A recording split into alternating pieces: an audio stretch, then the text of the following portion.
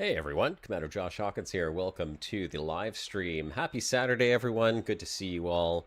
It is great to be back out in the black. I gotta tell you, I have already made over 1 billion credits from Exobiology. Haven't sold any of it yet, but that's okay. It's in my pocket, and as long as I don't get blown up or destroyed through, intentional, unintentional, other commanders accidentally flying into me and destroying me, Spike, then we should be good. We'll make a lot of money. Welcome back, everyone. Great to see you all. I see there's a bunch of folks waiting in chat, as per usual. Let's see here if I can find my chat button. I already saw Space Clips, Vanessa Bardot, Scarecrow's in there.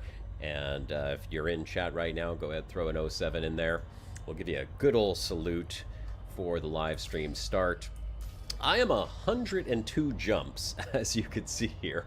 102 jumps on my waypoints to get to where I jumped the fleet carrier, which is way down over there. And I have been exploring this chunk of space just beyond the Jellyfish Nebula. I did head to the Jellyfish Nebula. I kind of looked around that area a little bit. And then I just explored around this vicinity. Hey, there we go. Top Blazer, Alex, Spike, good to see you all. Hey, Spike, just was talking about you just a moment ago. So I've done a fair bit of exploring around this area. As I said, over 1 billion credits. I'm at 1.68 billion credits worth of exobiology right now. That's 66 scanned organisms. My bingo card says 11%, which is up from 9% when I last checked it last stream, I believe. And all we're going to be doing today, we're going to be having a real nice, chillax exploration live stream, what I love to do. And hopefully we're going to find another 1 billion credits as we follow this zigzaggedy, jiggedy line over here all the way down to the fleet carrier. We'll rendezvous with the fleet carrier down there at some point, and then we will see how many credits we have. Pete, good to see you, brother. Great to see everyone in the live stream. So let's get jumping, let's get honking, let's make another 1 billion credits, which I just love making money. I love making money. I'll tell you, it took me a couple of years of exploration to make 1 billion credits way back in the OG days. Now I make 1 billion credits in an afternoon, so it is quite the change. All right, first jump. Ladies and gentlemen, you guys got to be my lucky stars on this one, man. I need 5 billion credits to pay Alex back for that fleet carrier. Did I get destroyed? I'll let Spike explain that one to you in chat. There's a story behind it, and to be honest, I wasn't even there. I didn't even know what happened. My game technically crashed at the moment of destruction, let's say. Tragic Blue, good to see you. 07 to you as well. Happy Saturday. It's another hot day here in Montreal, by the way. That's why I'm wearing this very light and fluffy cottony shirt, because otherwise I'd be stewing in my own sweat. How's everyone's week been, by the way? What have y'all been up to? Is exploration still on the docket for you? Where are you at in the galaxy? Let me know in chat, and we can start a conversation around that. I also have Twitch chat pulled open here, so anyone who's joining in on Twitch, feel free to say hi over there as well. And we are going to scan what is probably just a single planet in the system, wherever it is hiding out here. There we go. What are the chances? It's got 10 different bio on it. Nothing. All right. Jumping right along. Andy K, my friend. Good to see you. 07 to you, too. It's great to be back out exploring, guys. I mean, I did miss this a lot. There's just something so peaceful about exploration, you know? Jump, honk, and then fly around, scan, scan, scan. But the Nomad, oh my god, the Nomad. What a game changer. What a game changer. What's that? Hype-AIM AAA-G2? Something special in that that sector there, Space Clips?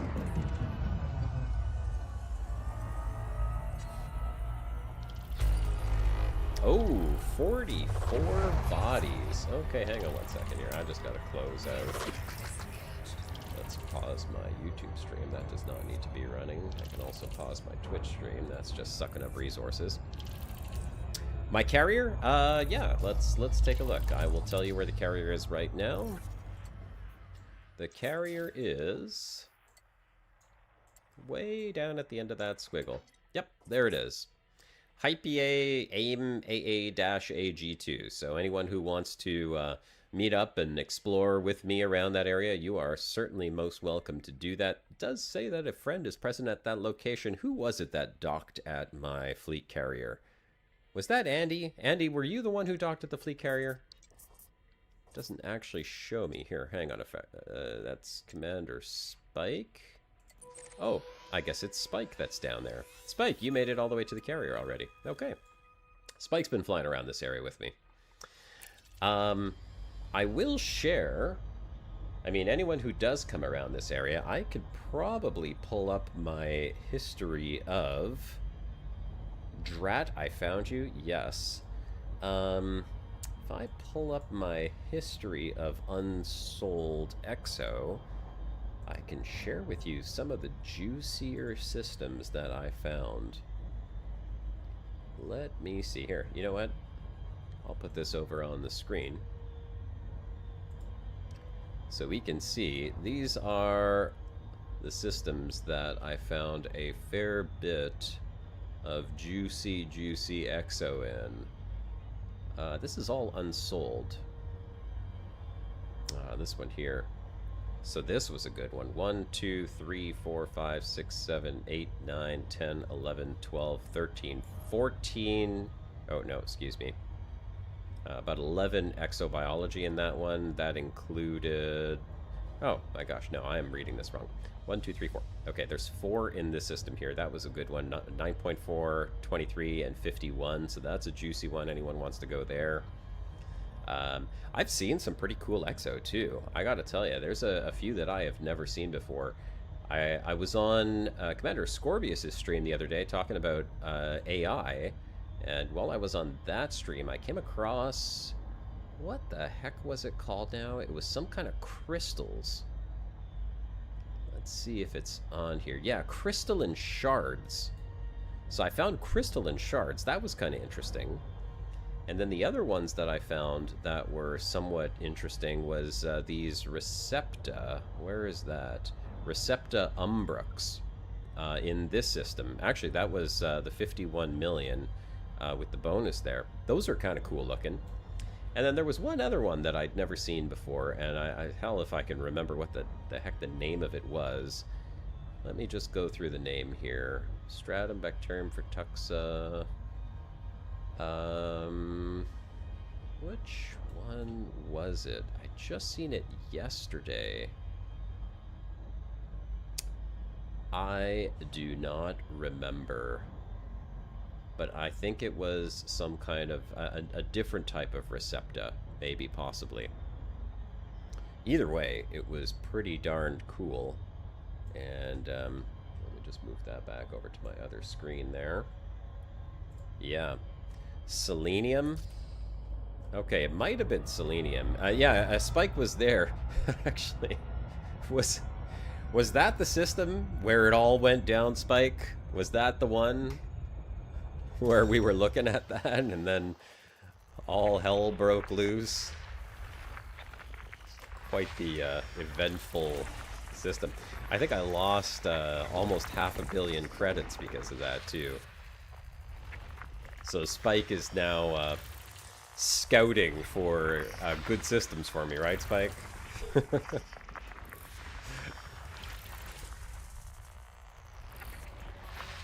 So it wasn't that system, but it was selenium. That was the cool one. I had him come take a look because he was around the area with me there. Let's see if we got anything good in this system here.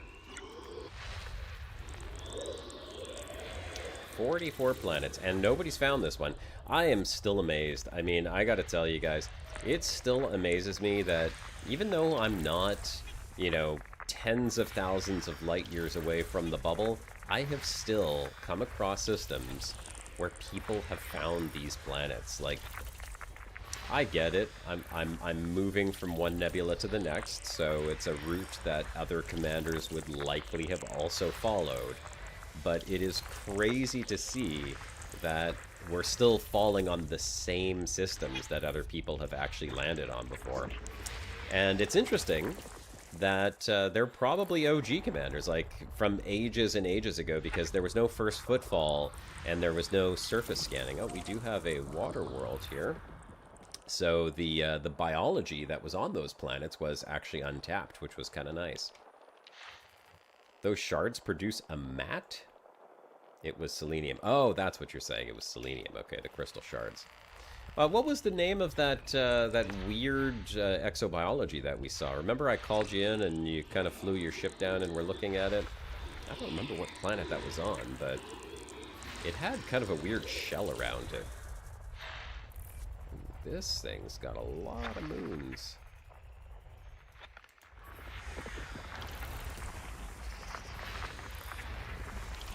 Man, this gas giant is just swarming with moons. Holy crap.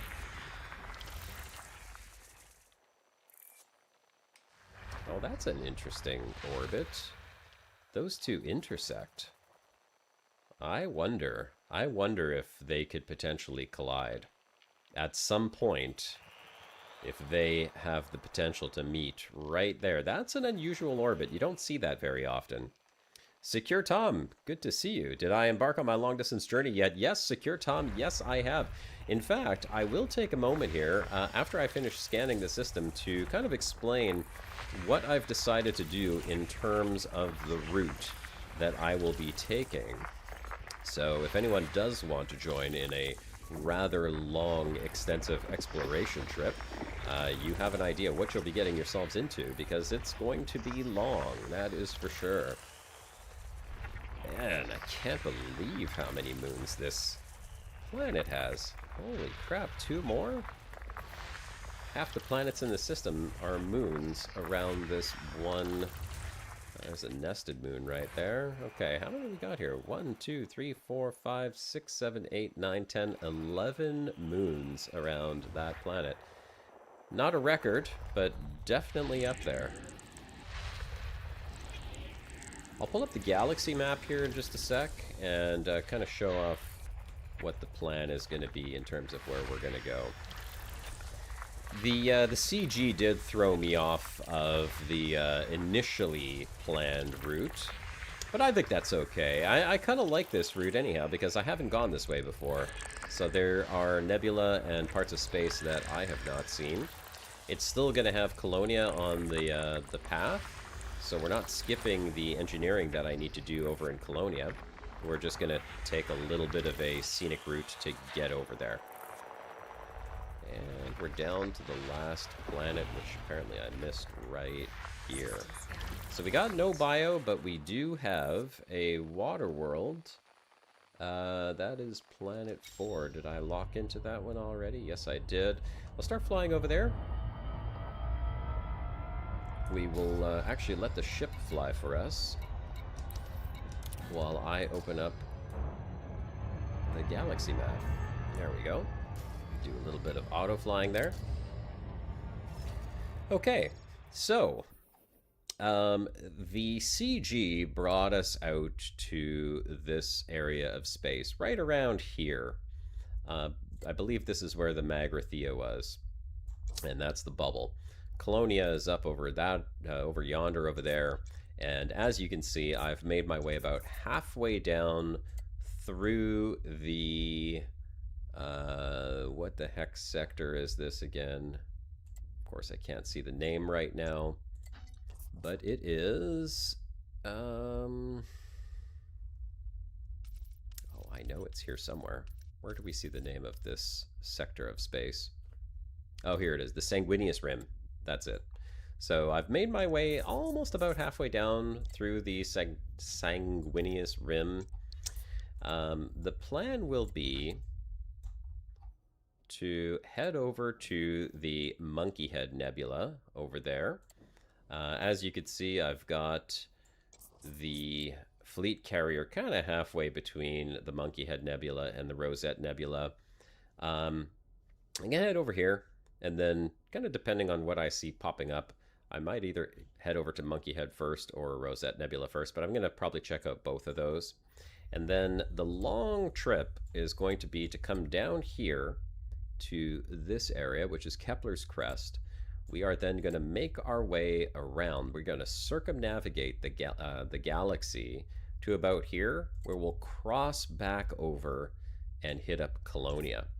That way we can get our last engineering completed. We will have gone around the bubble into parts of space that I have not been into, on the outer edge of the galaxy, which I always find a little bit more interesting. And then we'll make our way inwards like this. And then once we hit up Colonia, from there we will then extend back out and probably kind of zigzag around. We're going to do a complete circumnavigation of the galactic disk. And maybe once we get out here, I mean, I've never been to Beagle Point, so there's probably a good chance that I will want to visit Beagle Point, and then we'll swing back around and hit up some of these outer arms that I've not touched on before. But it's going to be a trip, man. This is a trip. This is the trip right here, with Colonia still in the plan. So that's about it. I wish I could zoom out more and just kind of trace it, but you guys get the general idea as to what exactly is going to happen here.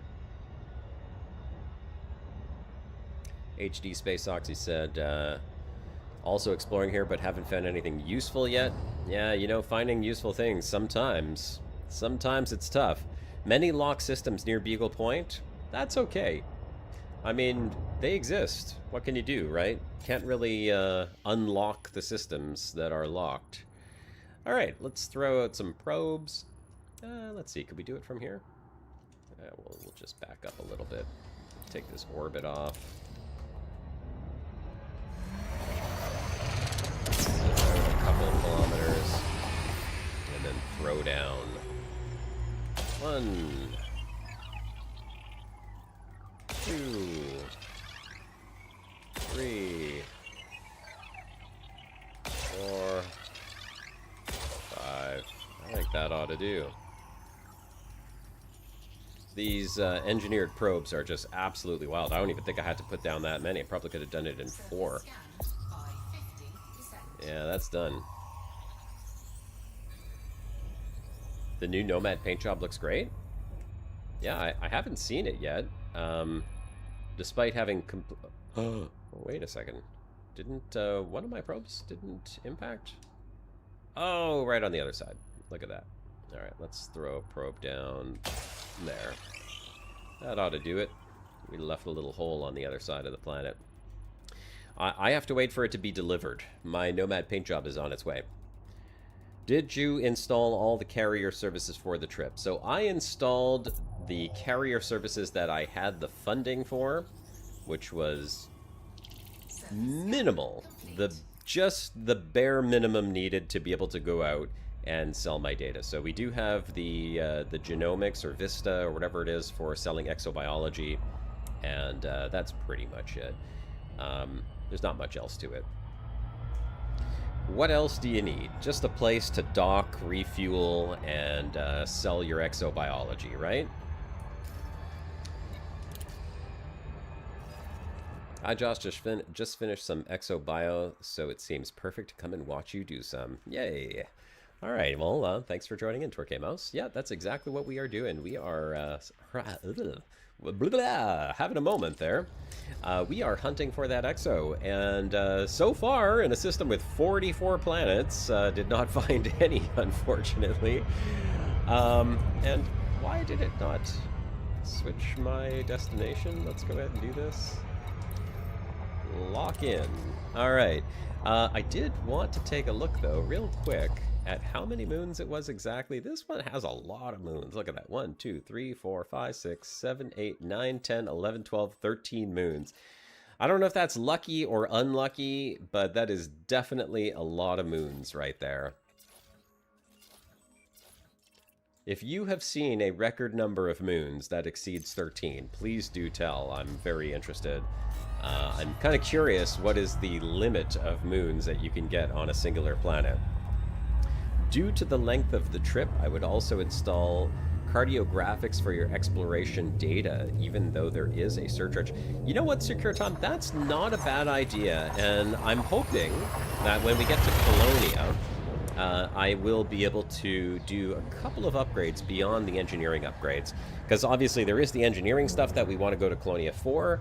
I'm going to assume, please, someone in chat, correct me if I'm mistaken here, that I can also do some fleet carrier modifications in and or around the Colonia region.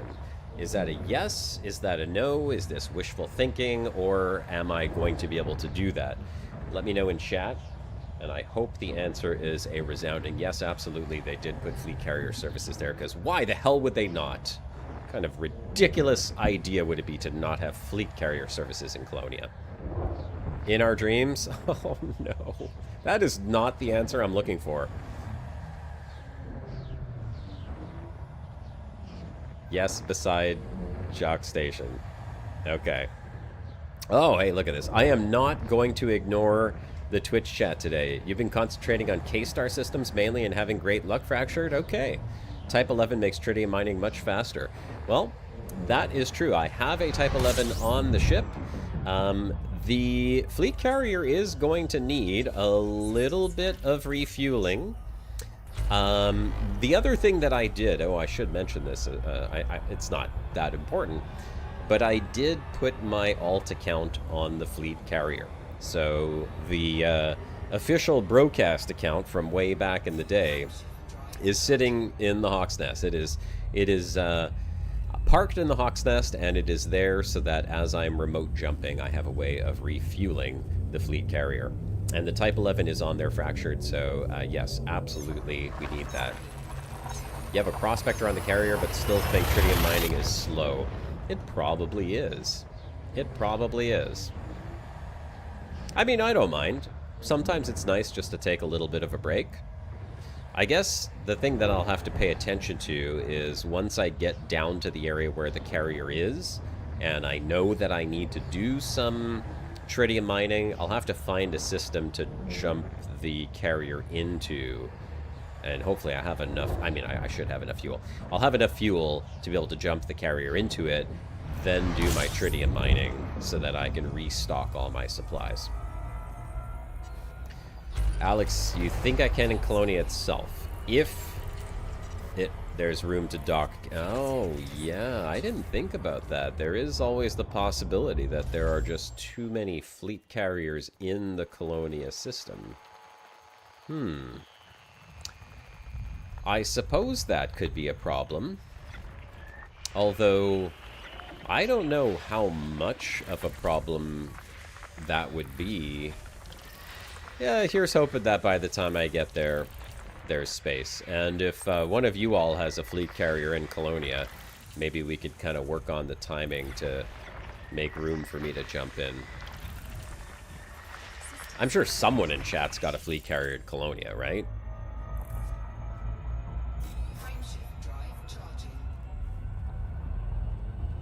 If I want, I could just mine tritium in Ratri near Colonia before heading out. It's a pristine system, just a tip. Well, that is if I would have enough tritium to actually get there fractured. I'm not sure. Like, if you see kind of where I am, it's a bit of a hop, skip, and a jump over to Colonia from this area, and we're going to have to go around a little bit, so I'm not going to beeline the carrier over there. You think yours is in Colonia, Andy? Okay, perfect. Well, there you go. I mean, if you haven't moved it before, then we can maybe try to do the timing so that as you jump out, I will jump in and I will take your parking space.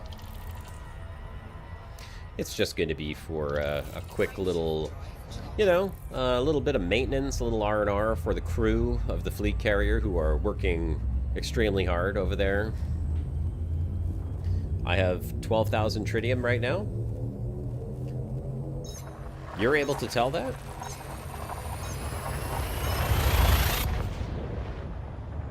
System next to Colonia. Yeah, well, I mean, it's great that there could be parking next to Colonia, but if I have to make modifications to the fleet carrier, don't I actually have to be in Colonia to do that? I mean, I don't... I'm assuming the carrier has to be in the system where you're making the modifications. Or am I mistaken in that belief? Do you just have to be yourself in that system, and then wherever your fleet carrier is, it gets the modifications automatically? Oh. Okay, well, if that's true, I mean, that's fine. I'm not too concerned about it, but yeah, I kind of assumed the fleet carrier itself has to be there, so... But, I mean, what do I know? I'm a fleet carrier newbie.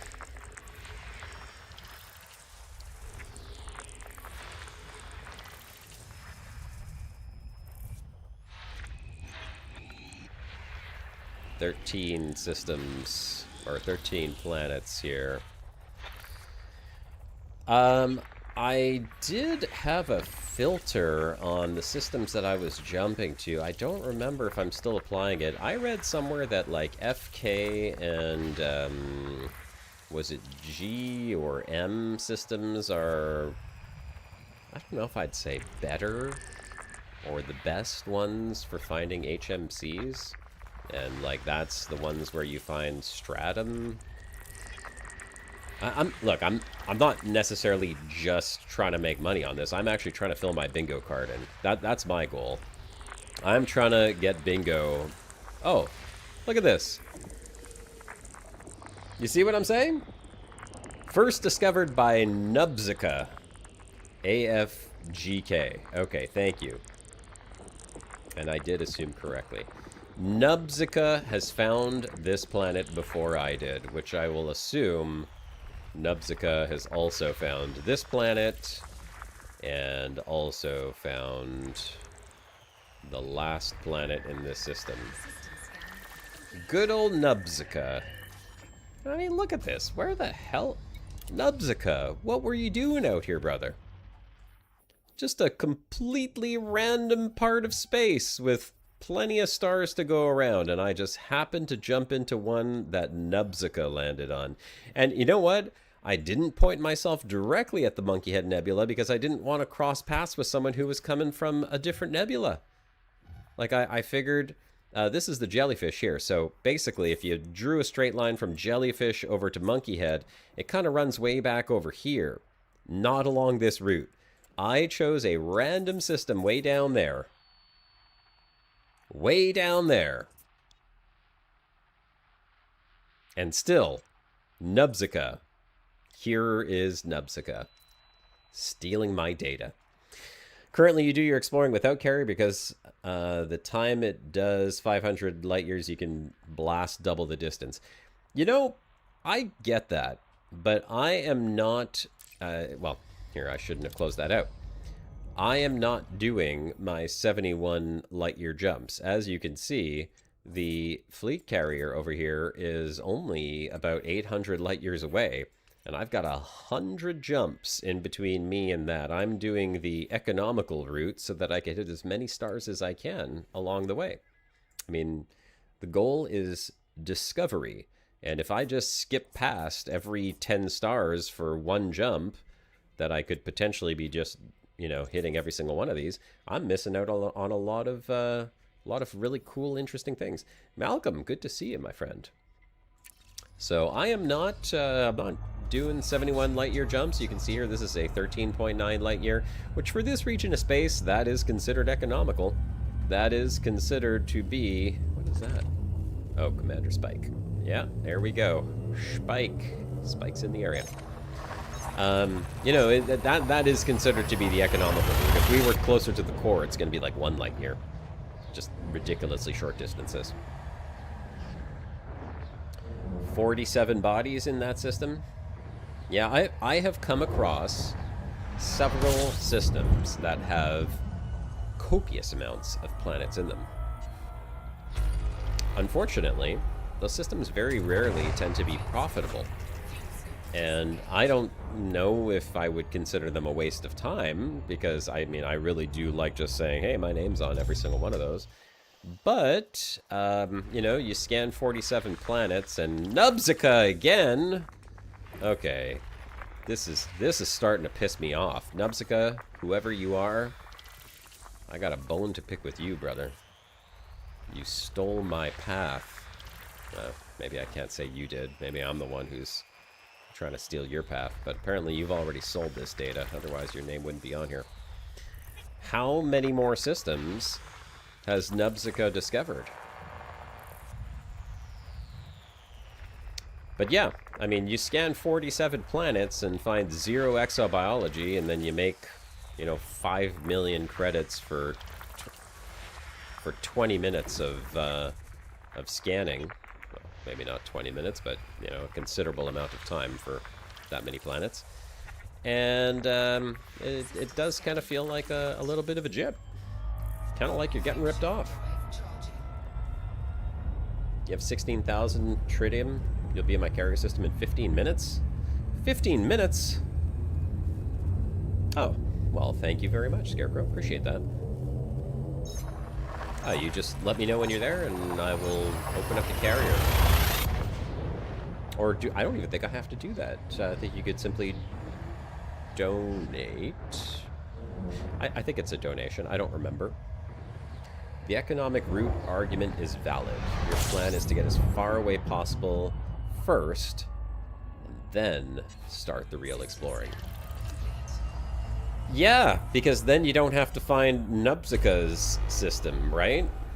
I get it, Space Fox. I just figured, call me crazy, that being, I don't know, I'd have to see how far away I am right now from the bubble.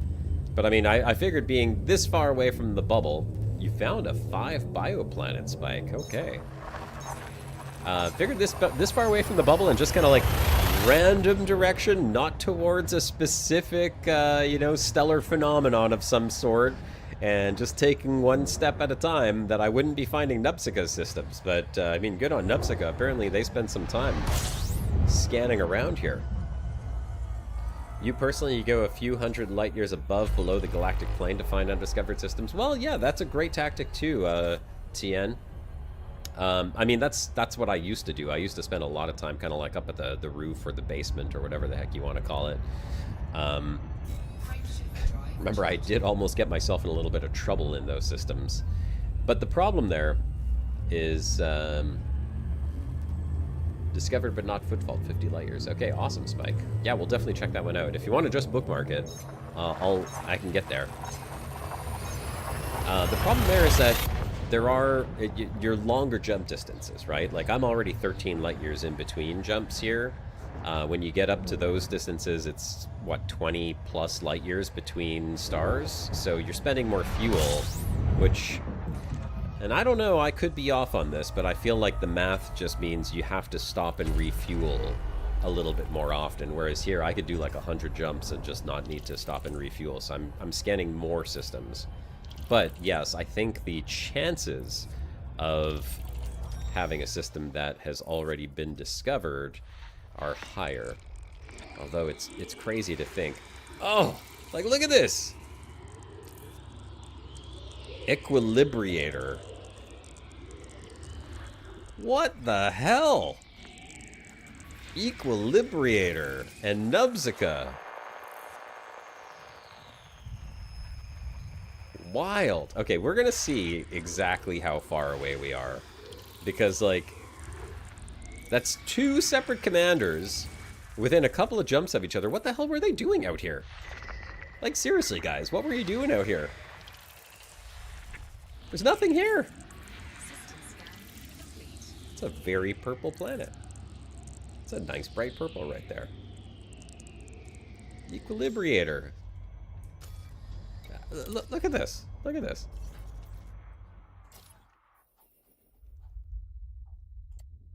I mean, we're not super far from the bubble, but we are over 5,000 light years in a random part of space, not necessarily right next to any nebulas. This is the Jellyfish Nebula here is at least a couple thousand light years away. Oh, wait a second. Okay, well maybe that's why. I thought I was further away from the jellyfish than that. Maybe I just haven't... Oh, maybe this is the... Yeah, okay, that's the one that's about 1,000 light years. That's the problem right there.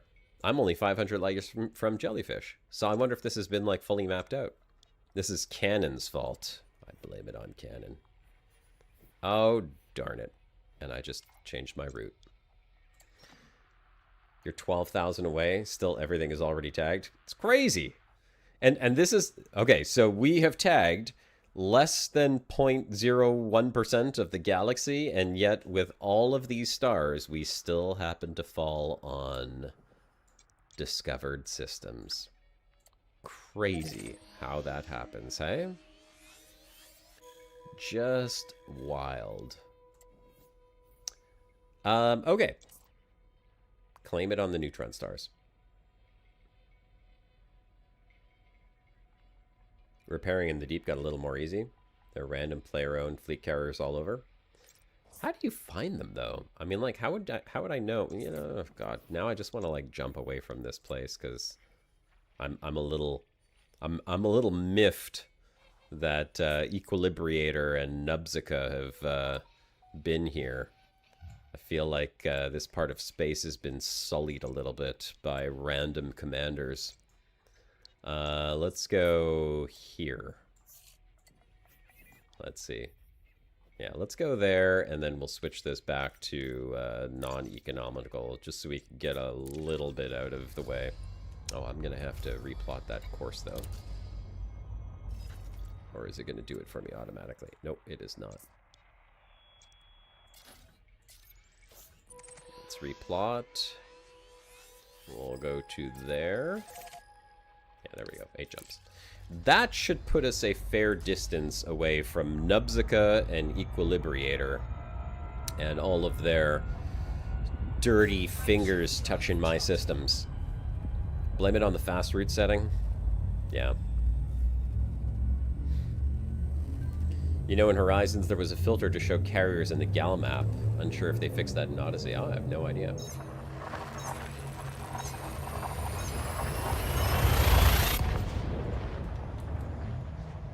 What's that? Spike. Cardo is installed in the nest. Found a 5 bioplanet. Okay, yeah. Discover but not footfall. Jump to me, and we could do these 2 moons. Okay. Yeah, I could do that. Spike. Hang on just 1 second. Let me jump to you.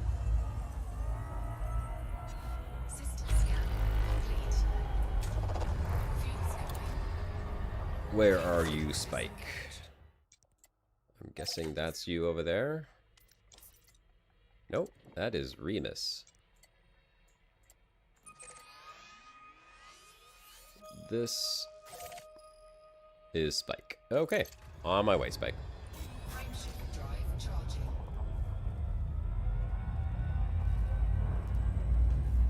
Jumping your way.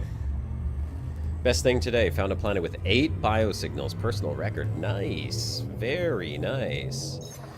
It's not about how many biosignals, but how much that was worth, Space Fox. How many big bucks, how many space bucks did you make for that? Hopefully it was 10 billion. Oh, Hobo Jelly, you're saying is 0.06 or 0.07? Really? Was it? Is that where we're at? 0.06 or 0.07 of the galaxy? Some systems were discovered long ago. Well, yeah, I mean, that's what I've been coming across, actually, Hobo, is the systems that I have found were discovered, but they did not have EXO at the time, or they were not equipped. No, they just didn't exist. It's probably like, you know, years and years and years ago before exobiology. So I still got the first footfall on those planets, despite every planet being scanned in the system. They just didn't get the EXO there. All right, Spike, what was the moon that I'm going for here? I have to honk and find it, I guess.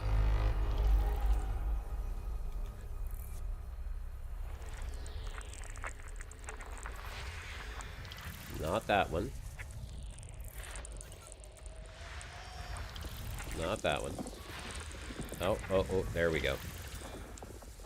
Need to take a look at... Oh, that's not bad, actually. Some good potential there. I need to look at my Exo, though. Hang on a sec and see if I actually... Oh, yes. New species. New potential species here. Okay, so there's a few that I can add to the bingo card. Peach, gray, indigo, red, lime. Some new ones. Perfect. Yep. Is that the one, Spike? Is this the one you want me to grab? It does say first discovered by Chaos of Shine 69. I will assume that the first footfall, as you mentioned, is not claimed.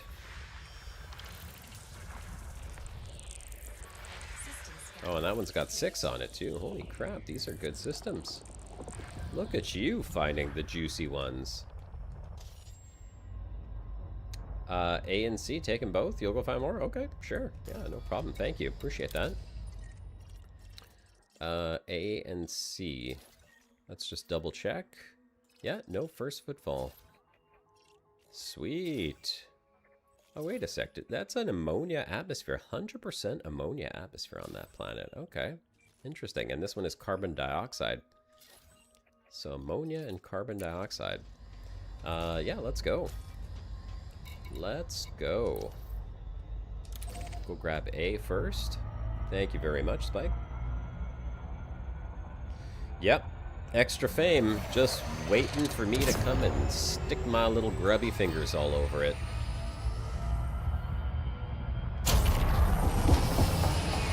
Put my nomad all up in that moon.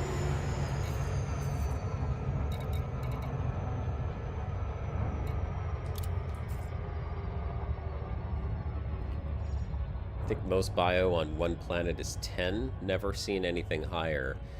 Yeah. I mean, I've seen a good number. I don't remember how much exactly, and I don't think I had the logs capturing it, like on SRV Survey or anything at the time. But I have definitely seen upwards of at least 8 or more, but couldn't tell you exactly what the number was.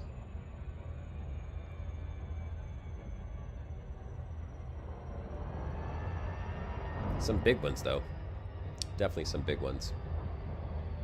That was on my trip back from, well, the Colonia region, from Colonia back to the bubble. There was a lot.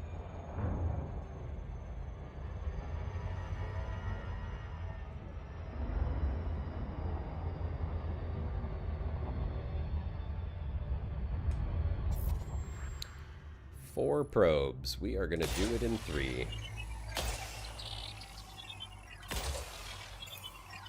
Let's go.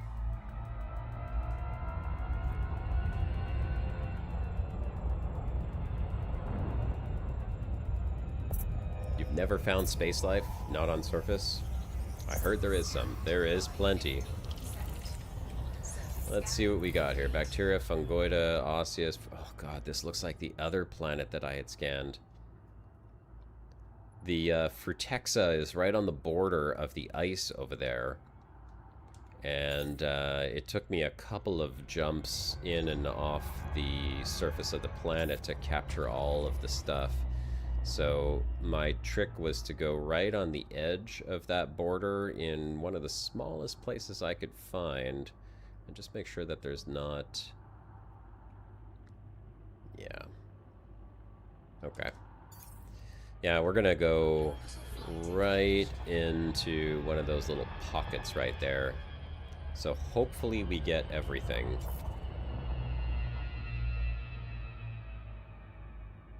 Yeah, that little guy right there. That's where we're gonna go. We'll try to get everything that's in that little tiny pocket, and then we will go into the mountainous region for the rest. Someone's knocking on my door. Hello? You want to come in? Yeah, what's up? Can I come out? No, you can come in though. What's up? My wife wants to ask me something. You want to open the door? I think she's camera shy. She doesn't want to come in.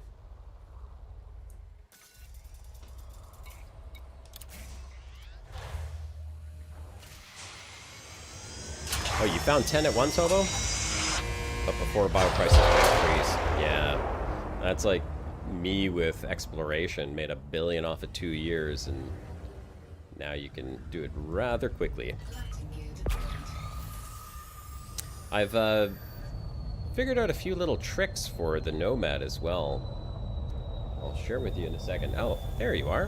Hey. What's up? Oh, No, I did not. You can do that, though. Yeah, you can do that right from the website. No problem. All right. I'll show you a couple of the little tricks that I've been kind of figuring out with the Nomad.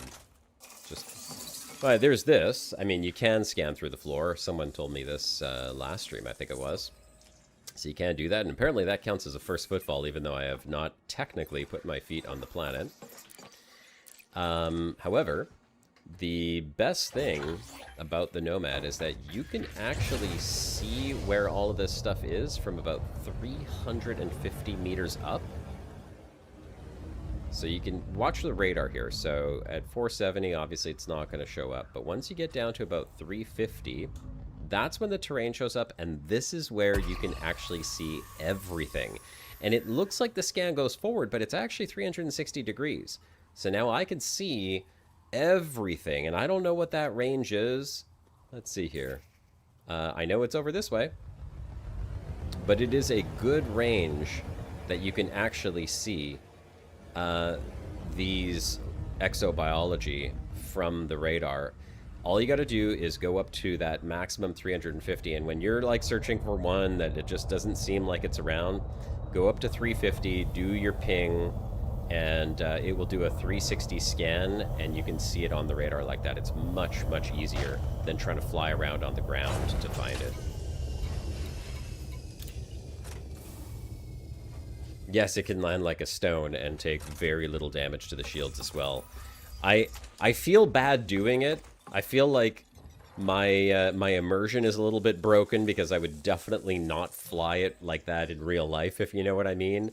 But you can really come in fast and hard and not worry about damaging the ship.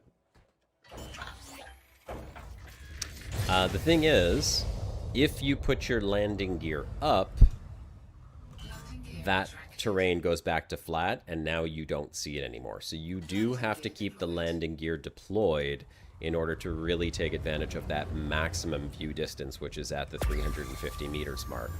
So I have found that extremely useful, especially if you have multiple exobiology kind of like overlapping in a similar area, in a particular area rather. It makes it much easier to spot the little green dots when you're looking at the radar as opposed to looking at the terrain itself, and flying in a straight line. So that's probably my best tip there. Okay, so we got the Frutexa. I thought the Frutexa was the one that was not inside this little bubble, but apparently it is.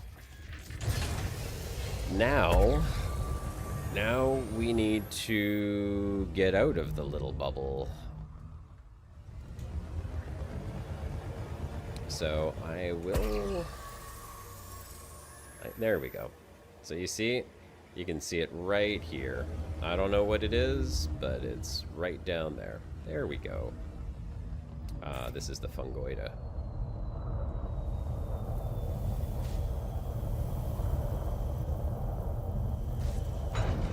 Perfect. I think they made the Nomad footprint 1 pixel big so you could scan through it and get the first footfall without stepping out. Yeah, it's pretty tiny.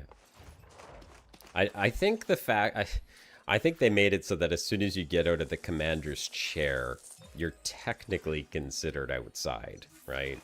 I mean, even though you're still on the ship, the game considers you outside of your SRV, if you would, you know, your vehicle.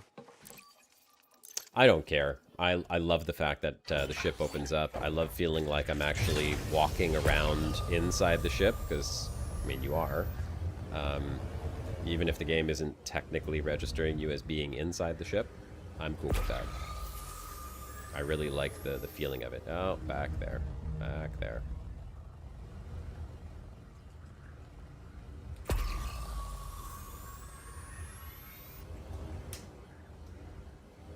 It's down over here somewhere. Uh-oh. Oh, crap. Oh, no. Oh, no. Did my HOTUS just break? Oh, that's no good. Hold on a second here, folks. Oh, no. My HOTUS just broke. I don't know how.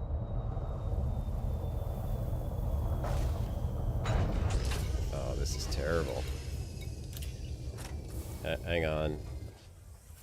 Why? Why would you do that?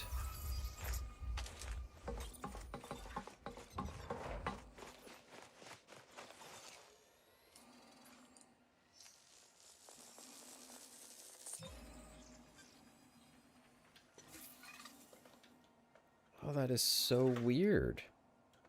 The twisting action, whatever resistance it normally has on the twisting action, just stopped, and it's like flopping.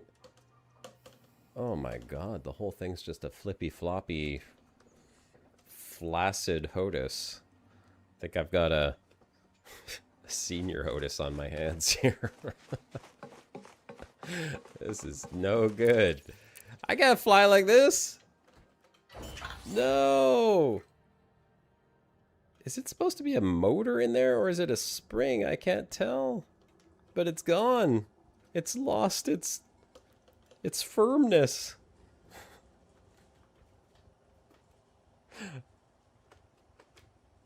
It's gone, guys. I don't know what to do. It's just all floppy. I didn't even twist it or anything, and I just went to move it, and it just like, yeah, it's a Logitech. It's a X52, Cytec X52. Sorry, did I say Logitech? It's Cytec. Oh. I mean, I've had this for years. Can I still fly like this, though? Hold on. Does the twist still work? Oh, it still works. It just doesn't center anymore. Ugh. That is so bad. I use that twist a lot, too. Oh, it used to be... Okay, X-Cytec. Logitech bought it. What the hell? Oh, I'm going to have to pull this thing apart after. It's weird. It feels like... I want to say it feels like it was like magnetic or something, and then it just stopped working. Or maybe it's a spring that just like detached on the inside. Oh god, this sucks. The whole thing is just floppy. A simple spring? Yeah, I think it might be, Hobo. It's like, hold on, I gotta listen. Yeah, it kind of sounds like maybe a little spring just detached. Maybe the hook or whatever it is on the spring just gave out. Hopefully it's a simple fix and I can just pull it apart. It feels weird though. It's like all floppy and just terrible. The throttle died. Would not go back to zero. Had to get a spare out, and yeah, well, I hope that... God, it is what it is, I guess. What can you do? Well, we'll just make do with this as it is for now. And I will try not to crash myself into something without a proper yaw.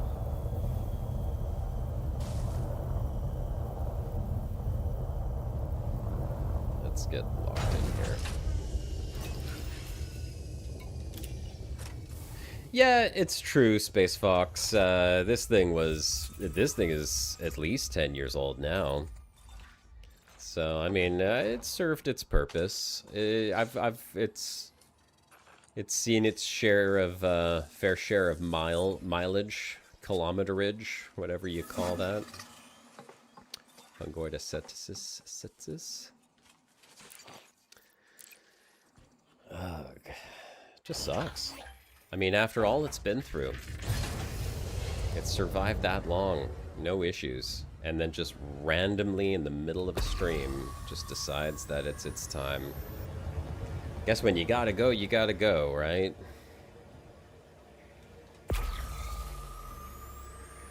Opening the sticks is a bit complicated, but inside they're very simple. Okay. You know, I was one of those kids that my parents hated me because the second they turned their backs, I had a screwdriver in my hand and I was opening something up in the house, and they didn't often like what I was opening up. I probably took apart my dad's stereo. I took apart pretty much every radio in the house. When they bought me my first Apple II computer back in the 80s, that thing was apart when they weren't in the room.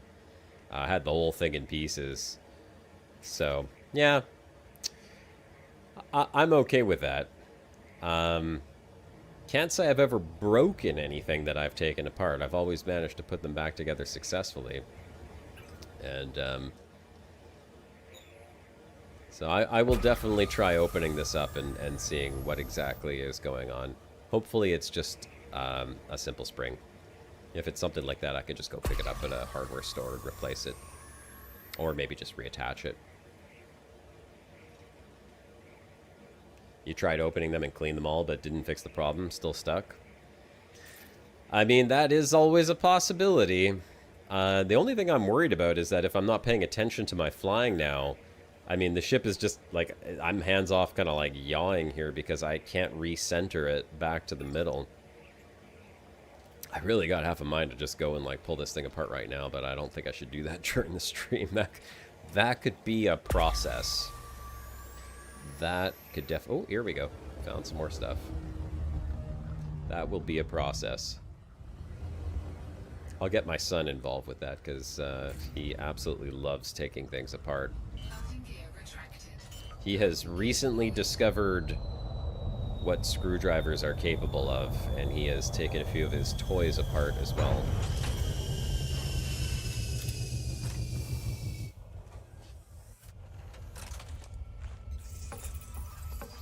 Which has me terrified, because if he's anything like me, I will turn my back and the TV will be in pieces on the living room floor. Alright, we got some tussock. So we're definitely flying in the right direction if tussock is here. The twist is a cheap potentiometer. Okay, tend to stop working properly a lot. Yeah, I mean, like I said, I'm kind of surprised this thing has lasted as long as it has, to be honest. It was... I mean, to be fair to the joystick, it was in a box for several years. And the fact that when I took it out and plugged it in, it just worked. I'm pretty impressed. I'd say that's a pretty rugged build. It's been through the ringer and back. Another ammonia world? Nice. Spike is doing a great job scouting. Thank you, Spike. I will check that out after we scan these two planets. These two are worth a fair bit, but mostly going for the bingo. Engineering Sun. Yeah, you know, it would not surprise me. Although I would not say he has an engineering type personality. He is extremely extroverted. He loves being around people. He is outspoken, never shuts his mouth. But he's beyond smart for his age, terrifyingly so. You know, he's 6 years old, just graduated kindergarten, and he's reading level 2 books. He speaks 3 languages. That probably helps.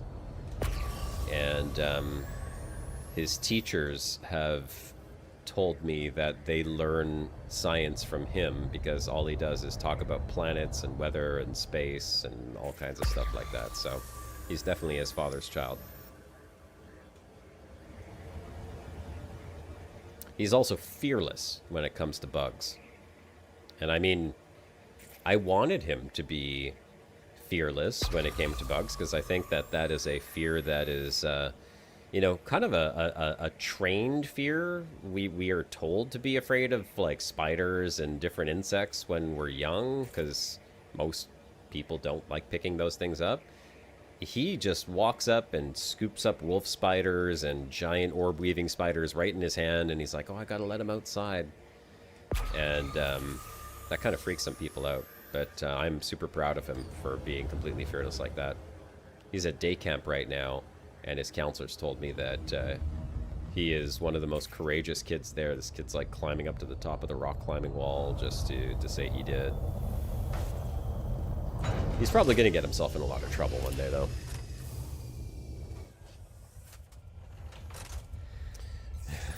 Your dad didn't give you things anymore because you'd take them apart too, even if it wasn't broken.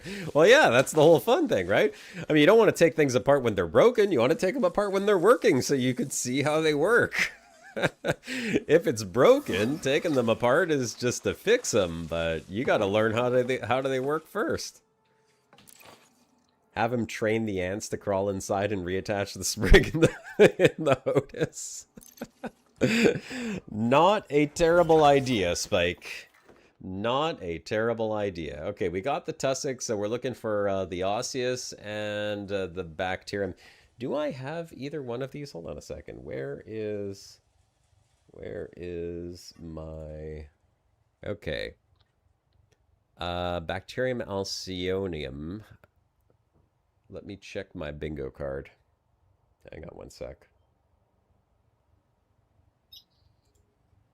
Bingo. Bacterium, alcyonium, emerald. Oh, it says I have this one already. Possible new. Why is it saying possible new? On my bingo card, it says I have it. Osseous spiralis gray. Let me check osseous. Osseous spiralis gray also says that I have that. That's weird. OD Explorer is telling me I don't have it, or potentially don't have it. And my bingo card over here is saying that I do. This is what I'm looking at right over here. This is SRV survey. So osseous spiralis gray is already checked. And bacteria alcyonium, what was the other one? Emerald? Emerald says I have that one. Oh, I have them in this sector. Each sector can have the same ones. Ah, okay. Yeah, I think that's probably what it is. Sanguineous rim is where I'm at right now. Yeah, no, you are absolutely correct on that one, Hobo. That's what it is. So I don't have it in this region. You know, I'm not sure if I really care about that so much, if I have it in this region or not. My goal is to fill in the bingo card as a whole. Not necessarily to get the exact same exobiology in every single sector, in every single part of the galaxy. So I may skip out on those two just so that I could head on over to the other planet.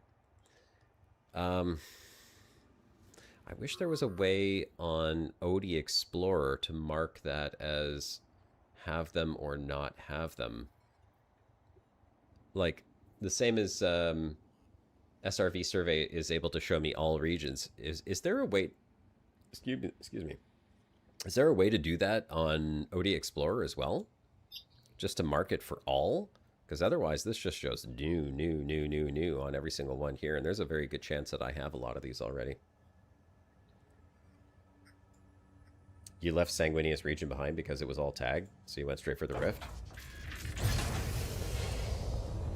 Yeah, I'm gonna go dock. I'm not gonna go grab those because I just don't feel like duplicating my efforts, and the goal here is to get all of them, not all of them in every single region. The osseous is worth 12 million. I mean, the bacteria is worth 8.2 as well, but I mean, it's all about time and efficiency, right? If I've already collected it, oh god, the wobbly stick. You don't use any of the apps, Hobo? You just find it without the app telling you where to go and what to find? Well, it doesn't tell me where to go. And it doesn't tell me what to find. It just tells me whether or not I have found it before. So you have a bit more choices, you know, a bit more options at your disposal. Do you want to continue to find stuff in that system if you've already found it? I mean, that is then your choice. So that's the reason why I do it. Plus, it kind of gives you an end goal. Like, yeah, exploration is always fun, but here you kind of say like, okay, well, I'm exploring with purpose. My goal is to fill in the bingo card and say I've got 100% of all exobiology. I know exactly which ones I've never seen. I know exactly which ones I have seen. So I can eventually get to a point where I say I have seen and collected every single exobiology in the game. If I just chase every single planet that has a single bacteria on it, and it's the same one over and over and over again, that could take an infinite amount of time. Well, not infinite, but you know, considering the size of the galaxy, pretty damn close. So yeah.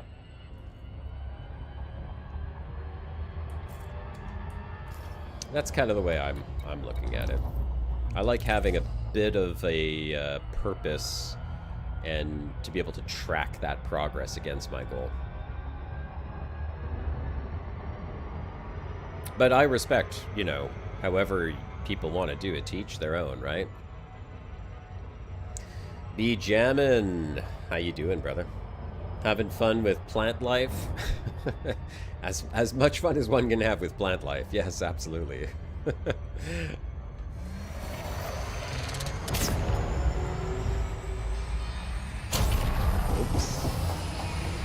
This is where the twist comes in handy that I can't do anymore.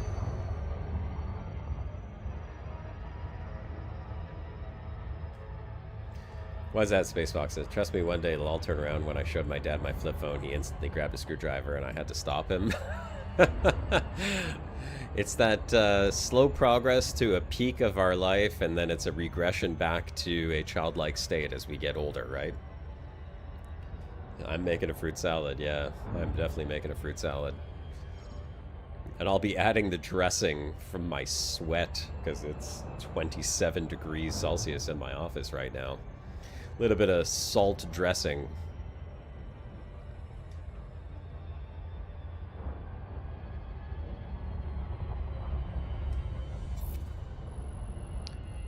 Alright, 4 probes. Let's do it again in 3. 1, 2, and 3. Oh, look, see, the ship is just twisting out of control because of this yaw problem now. Oh, man. Well, at least I know what my evening project's going to be. Inara has achievements, so you try to increase the number of bio shown there. Well, how do you track that, though? Oh, we got to go for Concha. Okay, we're going to head to that little crater right there. How do you track it in Inara, Hobo? I've never actually used Inara for that, so I'm not familiar with the process of doing so.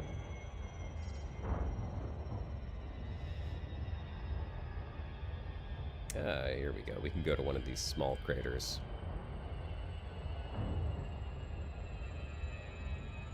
Heading out into the black now too, be jammin'? Nice.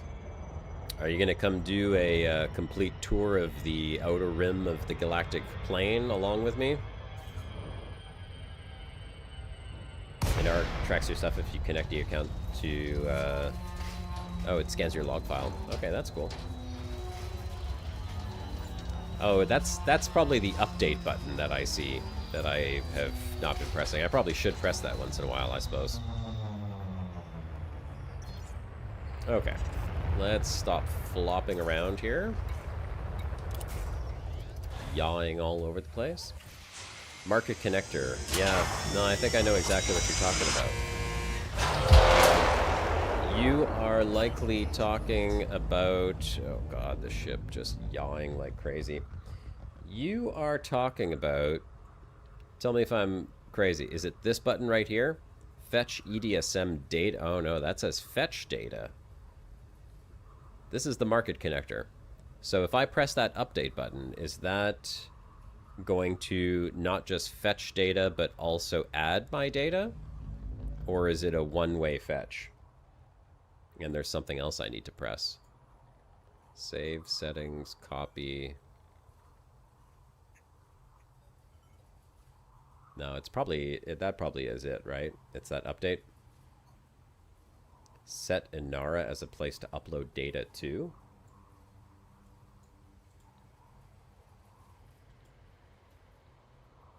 In settings.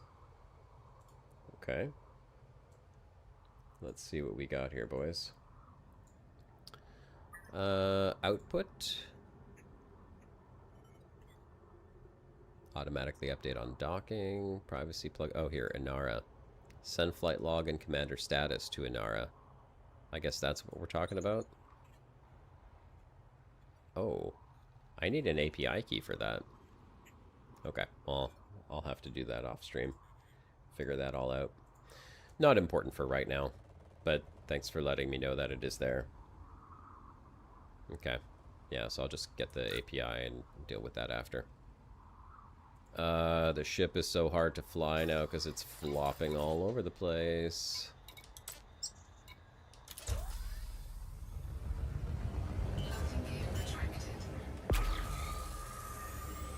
What does it do? It uploads everything you find or read, like market prices. It can also bite you in the back when you find something really cool. Someone else might go there and claim the first. Oh, yeah, well, we don't want that happening now, do we? Don't steal my data. So how does that work? The first footfall is not actually claimed until you sell it? Because I thought first footfall is logged the second you land on the planet. Unlike the discovery of the planet. Is that... Does it not work that way? Yeah, I mean... If people want to come... If people on my stream want to come steal my stuff... Hey, that's cool. This is the first... I'm guessing this is a cactoida? It is a cactoida. And it actually looks like a cactus. Okay. No, that's cool. I've never seen one of those before. Yeah, look, if you guys on the stream come and steal my stuff, I mean, there's nothing I can do to stop you. That's just the way it is, right? I stream and hang out with all y'all for fun. You know I'm not doing this for the bucks, but I do like having my name on stuff, so please don't steal my stuff. I guess that's the best I could do, is just ask nicely, right? But maybe Inara is different. These are random people. I mean, hell, I even shared the systems that I found on screen earlier with the good stuff. Blackjack, good to see you, brother. Happy Saturday.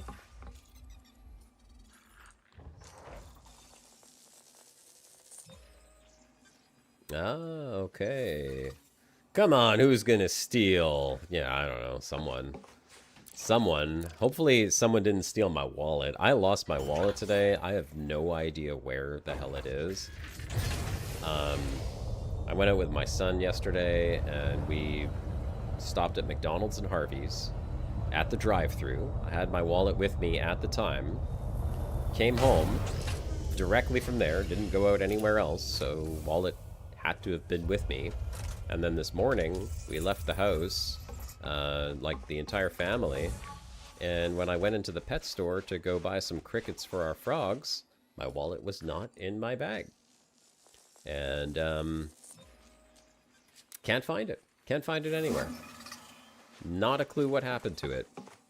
So, I'm a little bit miffed about that, because there's a very good chance that I'm going to have to cancel all my cards and redo all of that crap, and that is such a pain in the ass. I know, right? Oh, Mafias, you definitely need the Nomad. There is...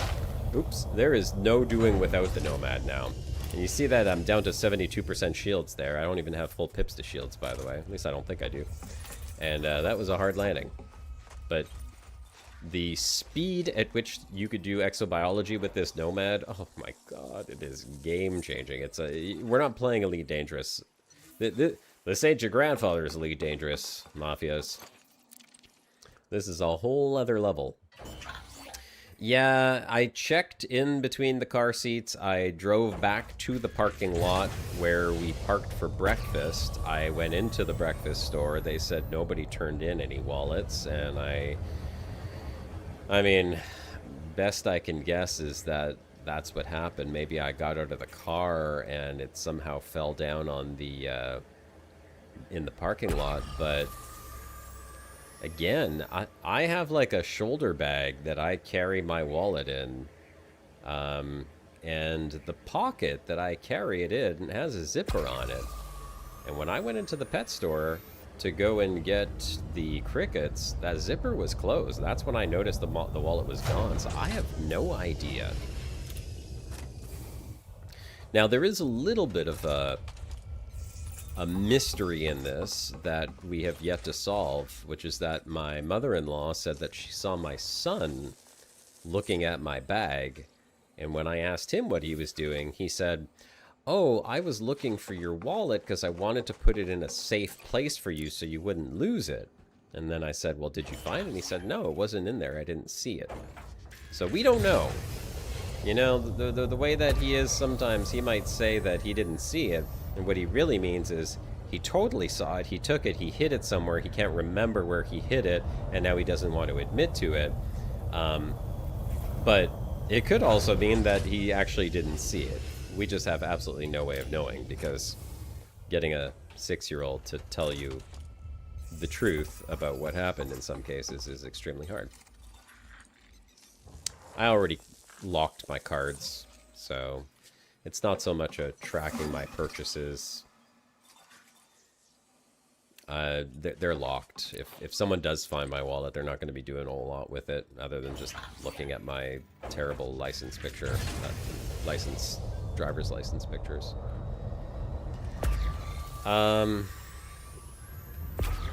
But it's still a pain in the ass to have to replace all that stuff.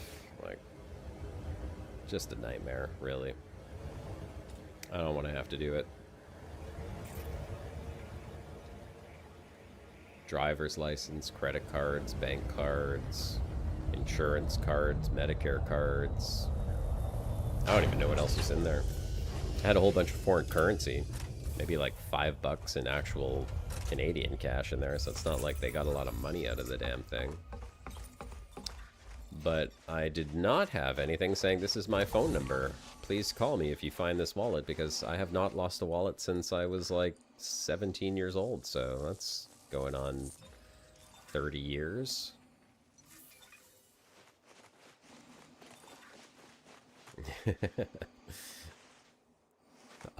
We did offer him a reward for finding it.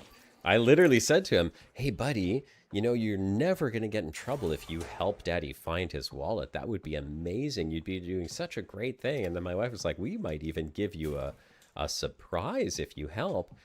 And then he's like, "Oh yeah, I remember seeing it." I said, "Yeah, where did you see it? Did you have it in your hand?" And he's like, "Yeah, I did." I'm like, "Well, what did you do with it? Do you remember where it went? Where can you help Daddy find it?" And he's like, "I think I put it into a box." I'm like, "What was the box?" He's like, "I don't remember." So again, I don't know what's the truth. You offer him a prize or a gift or a reward, and then he tells a completely different story. Who knows? It could just be that he wants a reward. It looks like my game has decided it's going to lock itself up here. My FC name in Inara is Reaction Central.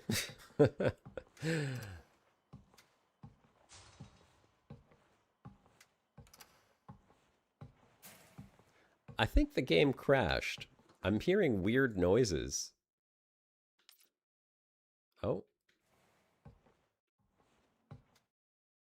Oh yeah, it is. It's definitely crashed. I see my mouse moving. And when I press escape, I hear my commander walking. But when I press escape again, he stops walking. Oh well. I will have to restart the client, it looks like. Let's, it's going to be an Alt F4.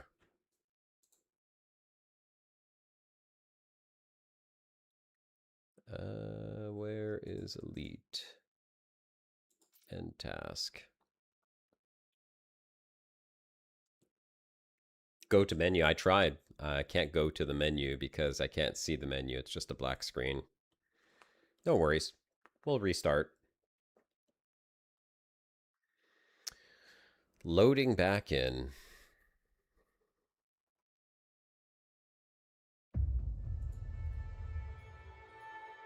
There we go.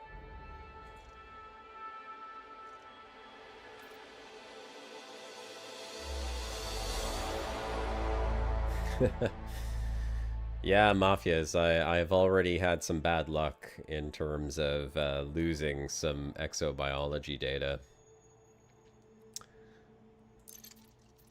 It was player error, let's just say that.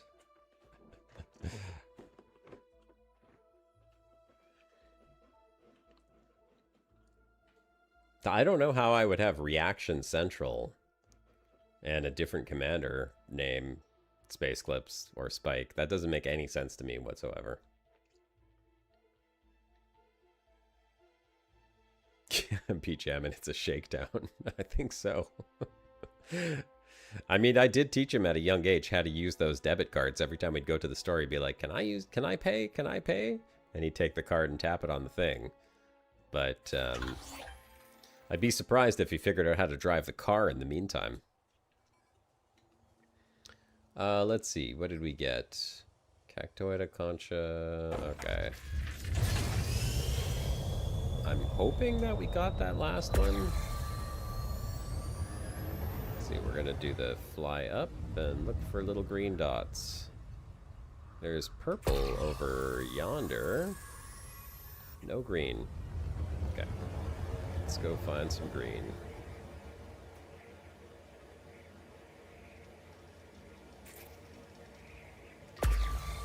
So yeah, this is the best way to do it. Like, this is exactly what I'm talking about. When we're looking for these really rare ones, like Osseous a lot of the times is pretty few and far in between. I find that's one of the hardest ones to actually find.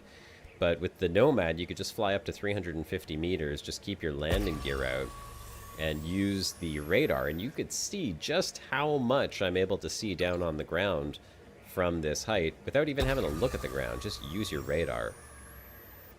And eventually, although I hate to say it, Osseous is so slow to find, even like this. Eventually, it'll pop up. We had a ramming accident, yeah. That's exactly what it was. It was a ramming accident. But we don't know who rammed into who. At least I don't know. I got Spike's side of the story, but my client crashed right at the exact moment that apparently the ramming happened, so we'll just say it was pilot error, and which pilot holds the error is yet to be decided.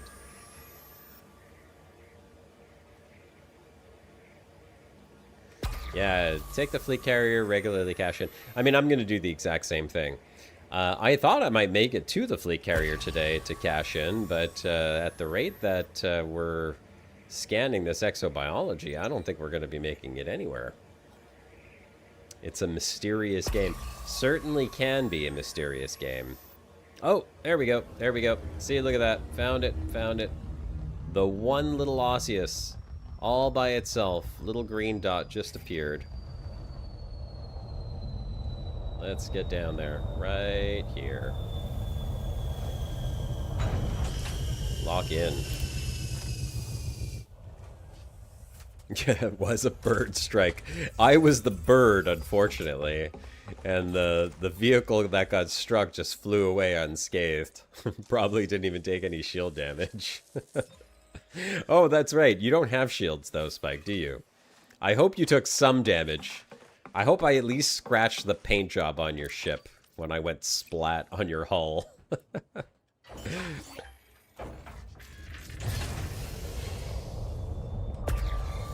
Alright, let's find the next one. Back up to 350. It's got to be close this time. I'm feeling it close. Minimum distance achieved.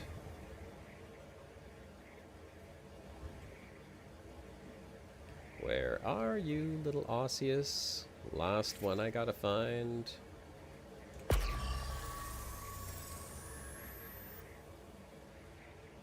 You could have killed 8 more of me, at least, right?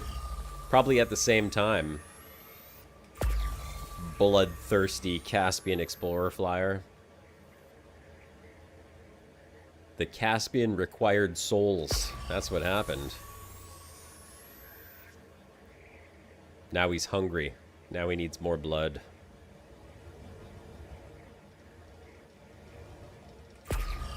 Nope, too high, too high. Get back down there. We don't want to miss the Osseous that I'm passing right now.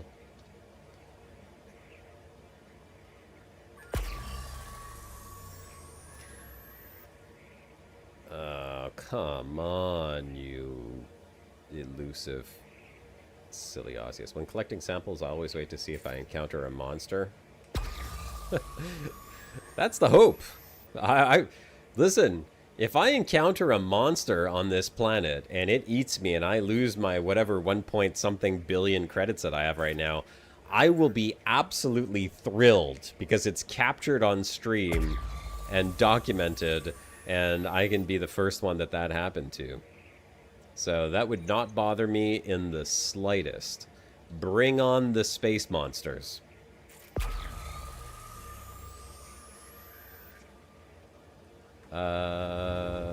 What is that? Is that a blue or a green that's just on my little orange speck?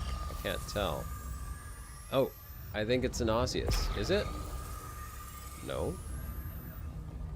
Nope, it's not. It's a blue. Okay, blue on the orange. Darn it. It's an honor to be eaten? Absolutely.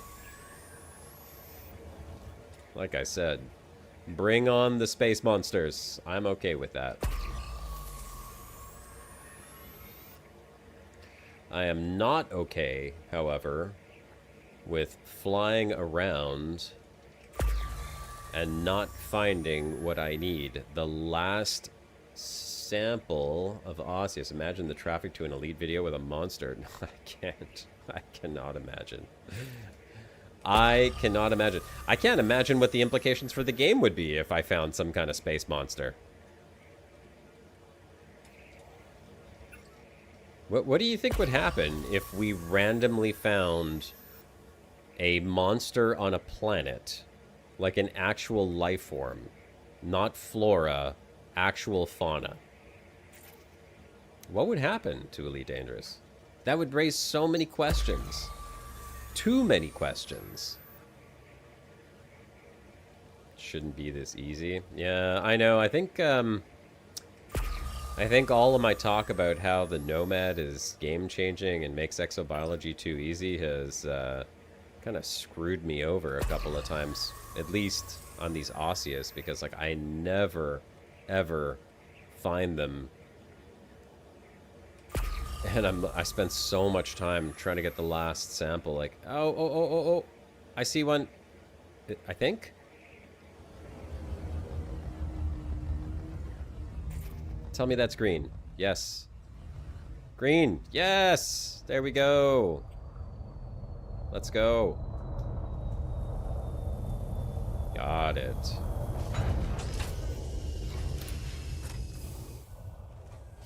Every commander in the game would come running. This would be the most popular planet in Elite Dangerous. Oh, I got you. Finally. Okay, I thought I got the tussock. How did I not get the tussock? So we need Concha and the fungo... Oh, the Concha and the Fungoida was on the other planet, I guess. Alright, whatever. We got the Osseous. Okay, you know what? We're just... Because I haven't seen anything here. Maybe they'll sell us a monster for 50k arcs. I'm okay with that. I'm okay with that. I came across a very desert-like planet the other day. Oh, my ship is gone. Came across a planet that reminded me very much of Arrakis, and I've got Dune on my mind because the third trailer came out the other day, and I was watching that, and I couldn't help but think, imagine if there were, like, sandworms or something. And that's exactly what we would hope to see. But I'm telling you, that planet was desert. And it was like this. I was doing the exact same thing. I was hunting for Osseous on that planet too. And I was like, oh my god, this is taking so long. It was very frustrating. And I was getting very tired of looking for the last Osseous. So now that I found it, I'm happy. I don't want to find it anymore. I'm going to check to see if I've got this stuff in my codex, because maybe I'm not going to waste any more time on this planet.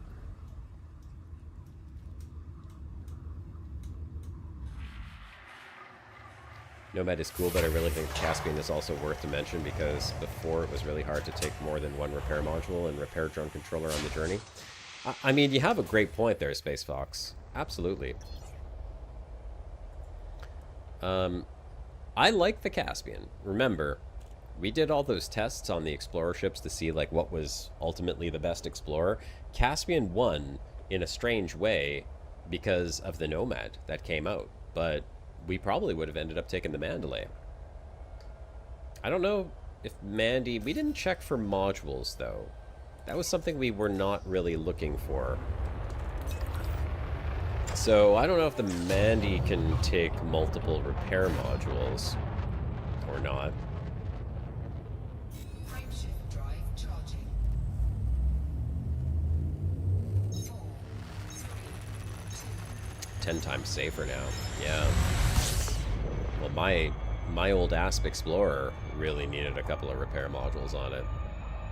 I mean, Commander 40% was a thing for a good while, right?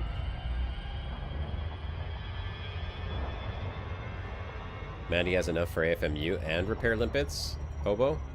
Well, there you go. So Mandy is a viable alternative. Okay. So what are we missing? We are missing, we got the Cactoida, we're missing Concha. Oh, I didn't get the Concha, that's right. So we're missing Concha and Fungoida, which we could get both in there, and then the Tussock. Okay, so we can get all of that in these craters, apparently. That's why I went down to the craters in the first place. Apparently they weren't there. Let's try again. In the crater, please. Tussock, Fungoida, and Concha. All in there, right? Tussock, Fungoida, Concha. All in the crater. Perfect.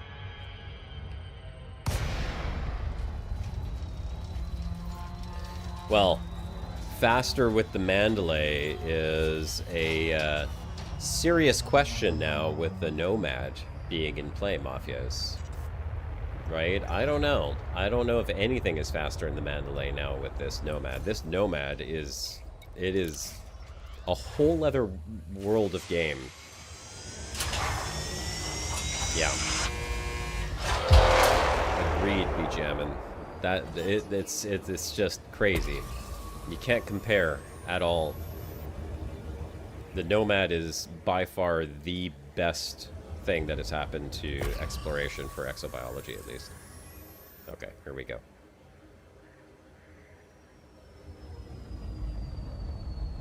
That looks like a Concha right there. Let's get on this side of it.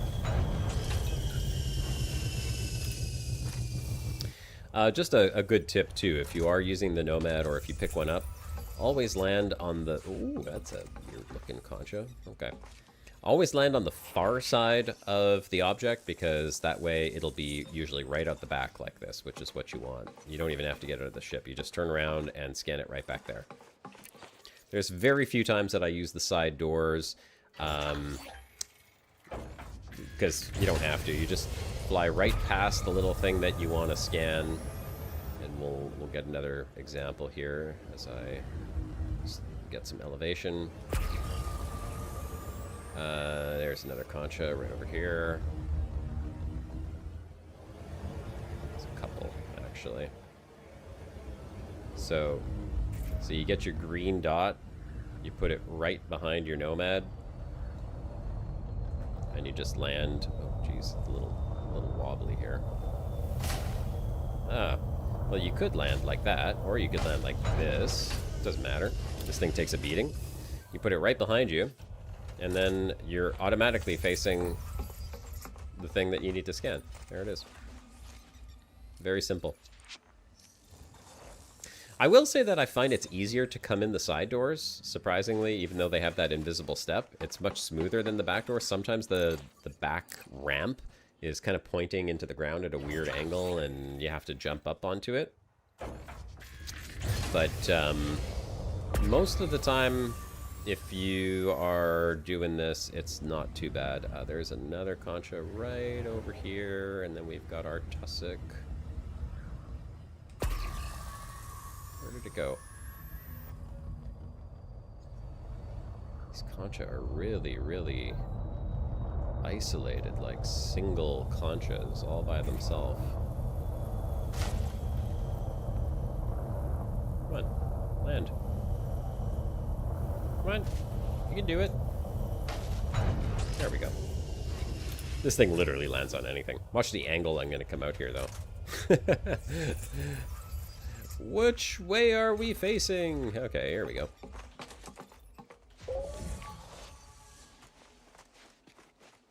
That's the one. Okay, so we got concha.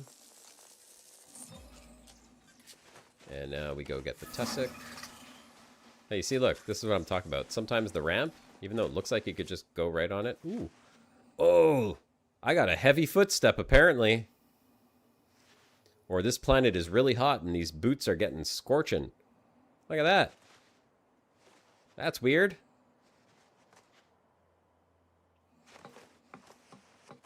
Can I do that again?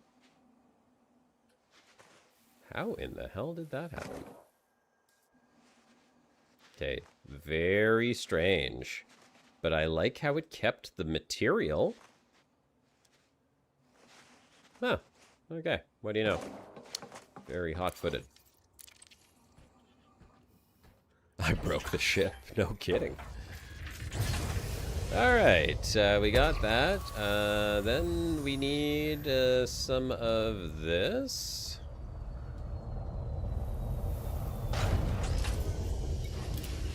Moon NASA? A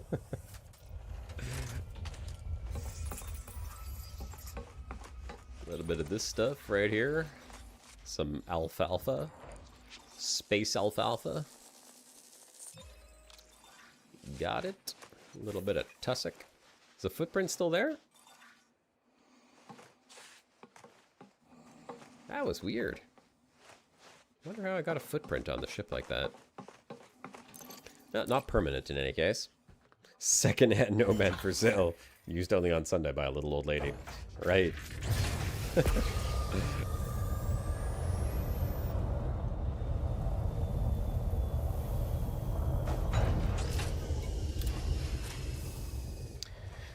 Oh yeah, so easy.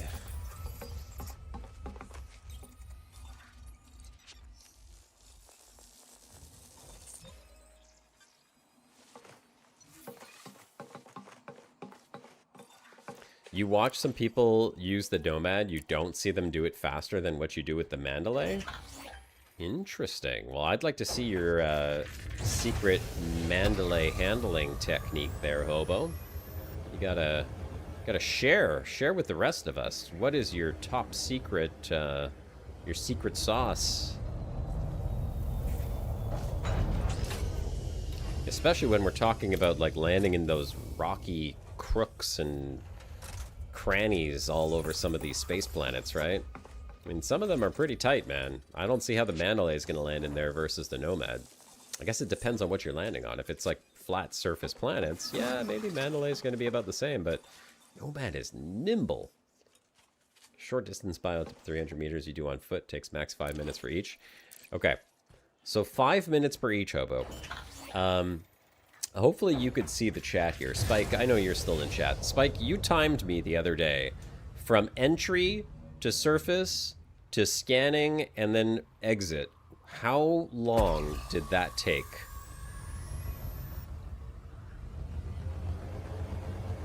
For full sample.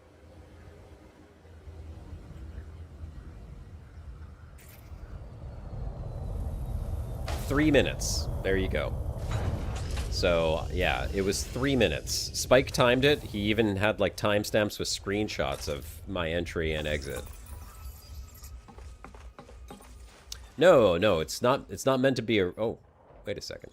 I'm getting this. It's not... I'm not saying in terms of a race, but I just don't think the Mandalay is as fast as the Nomad. They're very, very different handling styles, and the Nomad is speedy. Look at this. This is what I'm talking about. See this ramp? Can't get up it.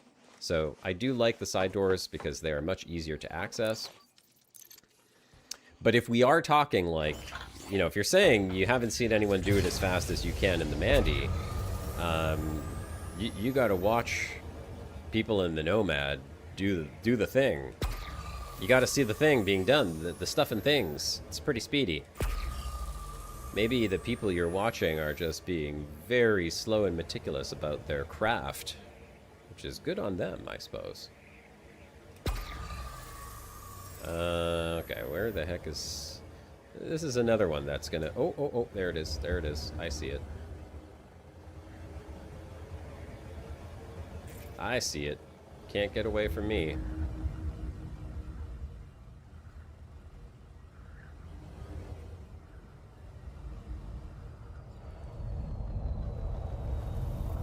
Do a backward slide. There we go.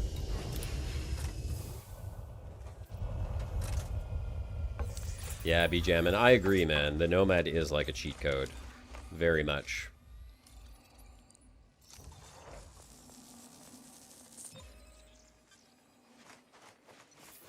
%100% cheat code. I mean, it has the... It's nimble like any other ship launch fighter. Super fast, super easy to land. But, I mean... You know, I guess the other thing is that in the Mandy, you don't have this Mark II scanner. Like, you can't just spot the Exo from, I'm not going to say orbit, but from flying around like this. Like, there's no comparison. You got to use your eyes, and you got to have some sharp eyes to see some of this stuff. With this Mark II scanner, it is just like, it's there. It's so easy to find.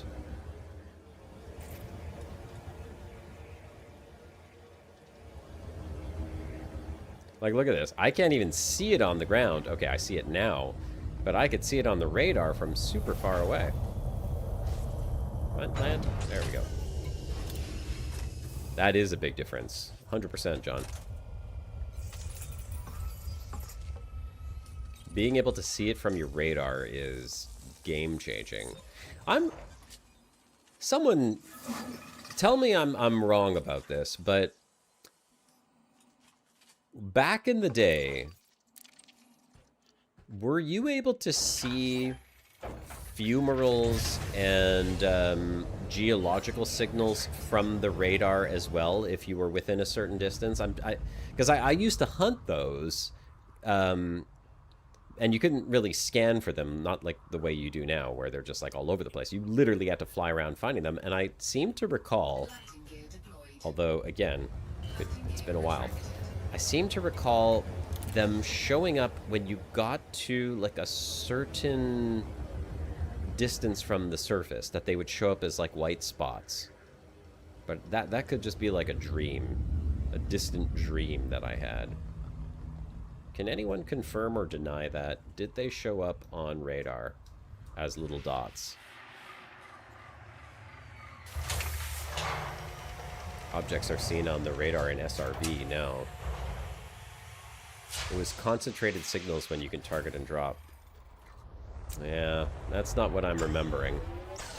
My memory is off, obviously.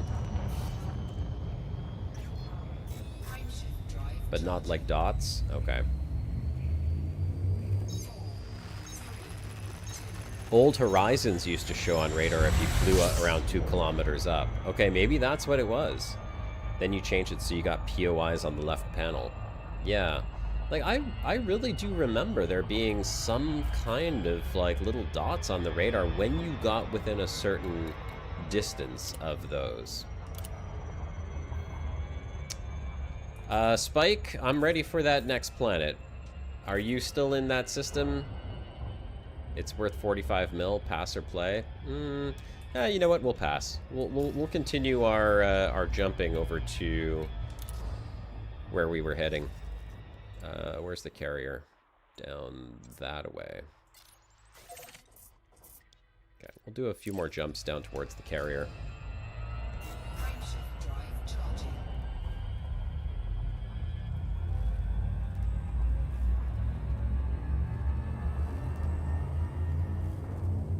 It's okay, Spike. I'm gonna pass on that one, 45 mil. I want to find the big bucks and the bingos. First it shows up like a line or lines on the radar, then it becomes dots when close enough.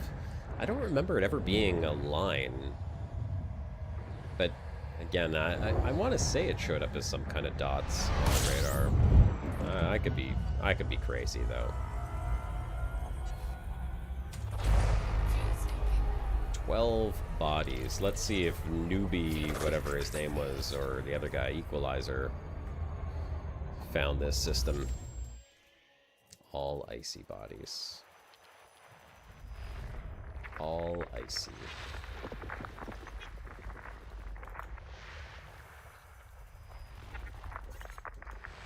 Oh no. So, oh, there is bio here. What is it? AC's white. I already have that. What am I missing up here? This is weird, because normally I would use the yaw on this to navigate through the scanning, and now I can't, so it feels really wrong. Feels broken.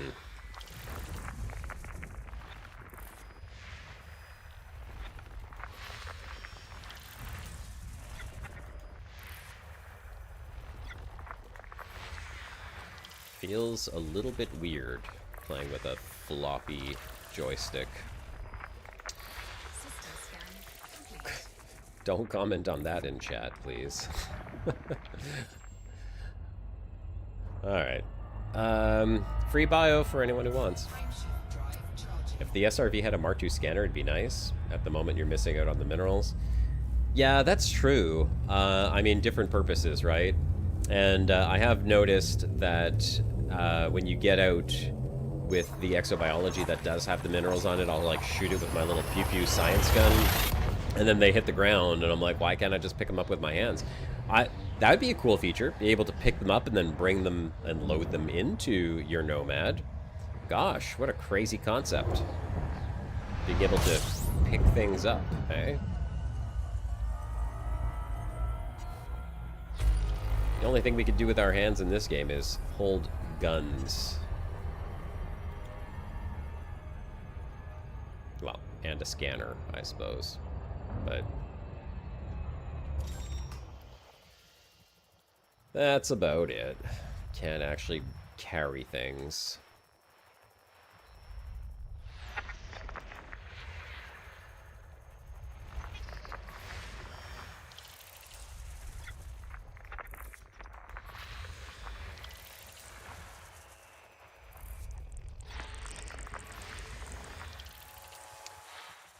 Beep bop, beep bop. Oh, oh, it's back there, eh? Okay, not zooming in on that one. It's just a gas giant. We don't need it. I'll leave that one behind. Can the Nomad pick up materials? I don't think so. No. No. Torque says no.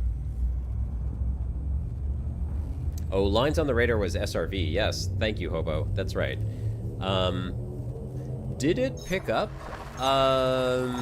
SRV did not pick up on, like, fumaroles and geysers and stuff, though. You know, I just remember spending a ridiculous amount of time flying around on a planet's surface trying to find fumaroles and geysers or anything like that. It was just impossible to find them. I mean, you had to fly around forever. Most of it was visual. That's why maybe there was like a hopeful, wishful, like I wish there were dots on the radar, and that's why I'm remembering that. But I don't think there was. Maybe I'm just completely crazy. And what I do remember with no uncertainty is the amount of time that I spent looking for them and just not finding them.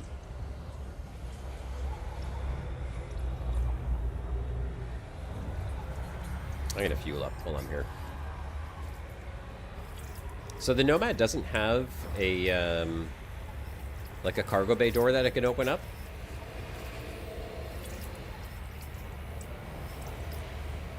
Oh, okay. So it had dots, but it was only there once you knew the coordinates. Or once you randomly happened across it, I guess, like I did, Hobo.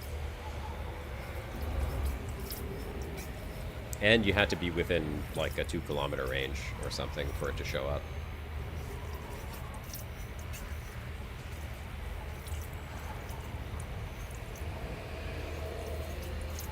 No, it doesn't? Okay.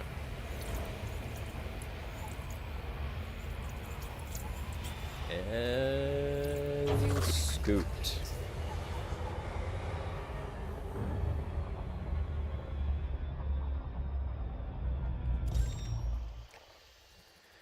Oh man, really hope I could fix this yaw. It's terrible. Terrible trying to fly without it working properly. Which one is the orbital line? This one? Or is this just a planet at a very weird, eccentric orbit? Yes, it is. Okay. This is the orbital plane here. Or maybe not? Huh. Where the hell are all these planets at?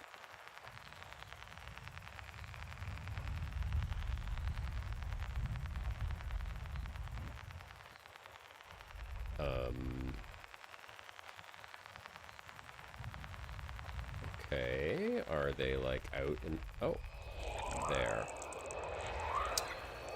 There it is.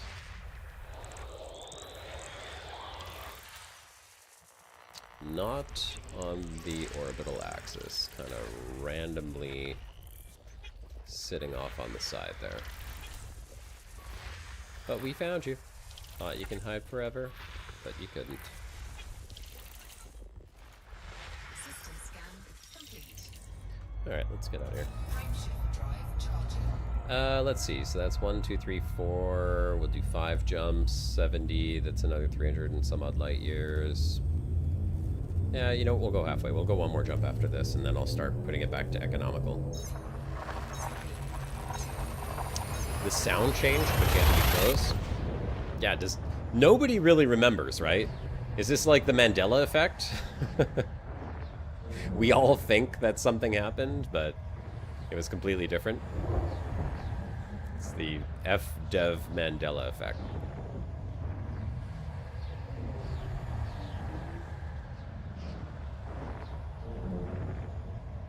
Oh, God, you know, I watched The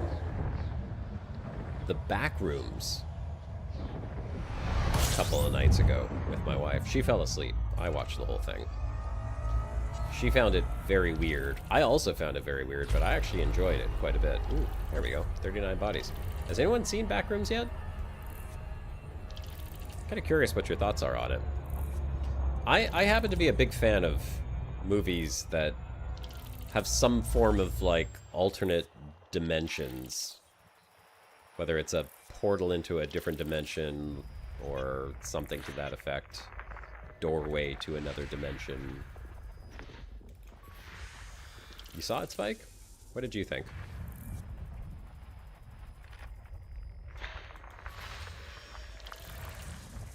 Mandible body with rings. I've seen them long... No, space clips. So they actually have like a full produced movie now. I mean, I think that the guy who made the clips on YouTube was involved in the production.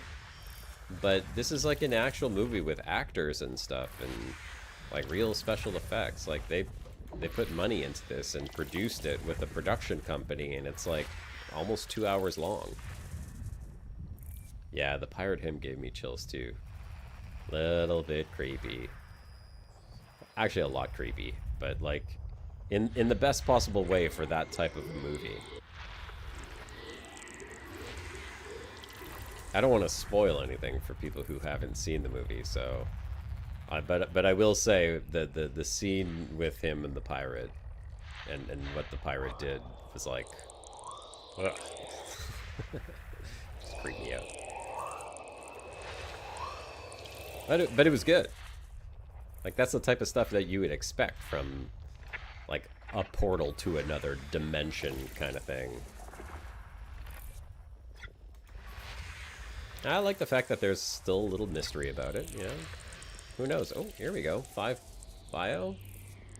That's not bad. We'll mark that. Not too shabby. Where's this last planet here? It's a moon somewhere.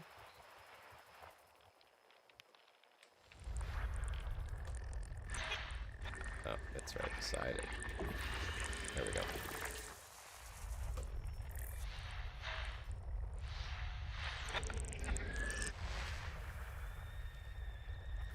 Anyone else seen it? Oh! First discovered by H.R. Dinah. Look at that. Didn't even notice that. I used to love these magma worlds. I wish we could fly down to them. God. How about that, folks? Jumped another 350 light years out and still managed to find a system that has already been discovered. Although the guy did not scan all these planets, interestingly enough. He scanned a select few, which I will assume means that he is an OG commander and did not get any of the first footfall or bio on that moon. I don't think that one was discovered, actually. We'll have to go back and check. Oh, was that another intersecting orbit? It is. Interesting.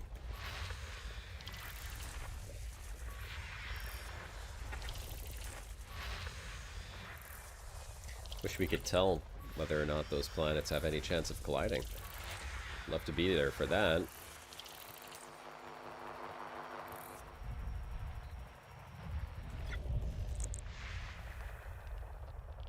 The radar on the SRV shows all objects, including geysers, but on the line that's in front of the radar, it even detects the ship. Oh, okay. Yeah, historical scans for sure. Prior FSS? Yeah, probably. That's what I'm thinking. Oh, we've got another 3 bio here.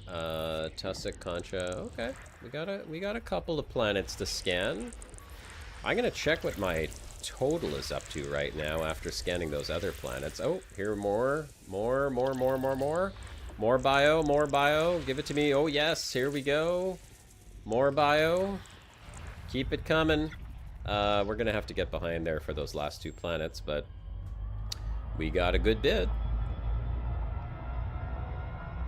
33 mil plus bonuses. Probably another 100 mil from this system. Although that is a lot of bio.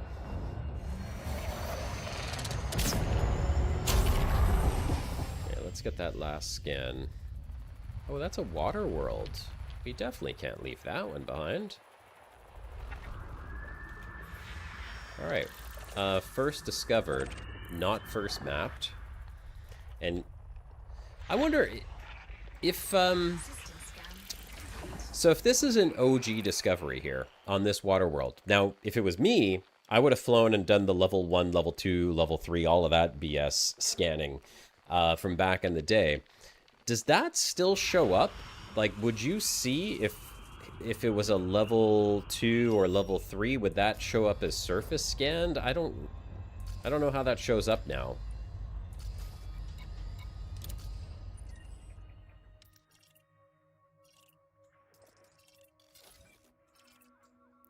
Yeah, so there's no surface scan on this one. No first footfall either. Okay, so that's good. So we can go surface scan that. What? What? You don't know what I'm talking about? Hang on 1 second. Let me check something. Where would I go for this? Codex. Commander. Stats. Exploration. Talking about this. Level 2 detailed scans, level 3 detailed scans. Now they have first footfall. Planets walked on. So, back in the day, you had... How did it work? Yeah, I do. I really have to make a video about how exploration used to work. It's just, it's so long ago, I don't even remember. You had to... First, you would find the planet. Then you had to fly close to the planet for your other little spinny thing to go bzzz, bong, and then you got the full payout on the planet. And that was... I don't remember which is level 2 and which one is level 3, to be honest. I honestly don't. But it was something like this. One of these two is what you got for when you flew up to the planet and waited for your little pingy thingy to scan the planet, if you will. Someone remembers this. I know someone does, because it's here. Level 2, level 3 detailed scans. And now that's how it used to be. Now you have surface scan of the planet, which is like a whole other thing, right? You've seen planets with multiple names. Discovery, finding, then full probe, and footfall. It's finding. I don't know what finding is. There's discovery. So there's first discovered. Like, this is what they have now. First discovered by. Scanned, I think. Surface scanned, and first footfall. But back in the good old days, you didn't have... Well, I mean... First footfall didn't exist. Yeah, first footfall didn't exist. It was just discovered by. I'm pretty sure it was just discovered by. But there were different levels of discovery that had different levels of payout. I am talking before Horizons? No. Am I talking about before? Yeah, it could be before Horizons. Jesus, I don't even remember. Again, all of this is so long ago. When the hell did Horizons? How many years ago was Horizons? I just don't remember. It's too long.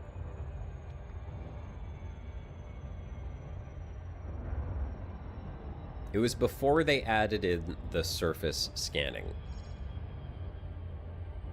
Horizon already had FSS. Yeah. So, yes, Horizons changed the way that we scanned, because then you had the probes.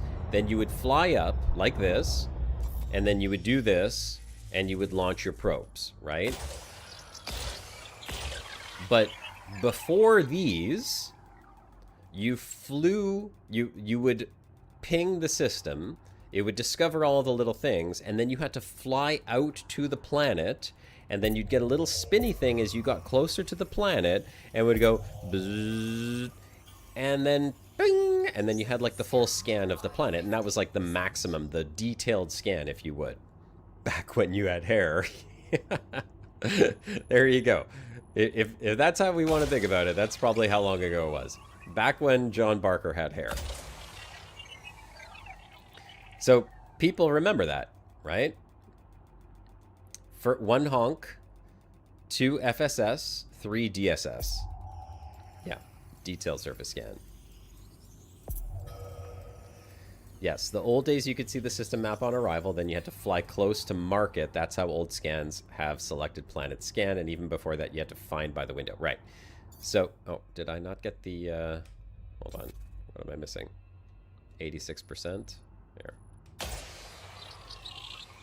You literally had to fly out to it. And so the reason why exploration was so damn tedious, one, you didn't have Super Cruise Overdrive. So if you jumped into a system and there was a water world or a terraformable or a whatever, HMC or anything that you were trying to make money off of, what am I missing here? Oh, it's on the backside. You literally would have to fly for 10 minutes or 15 minutes to get out there to get that detailed surface scan.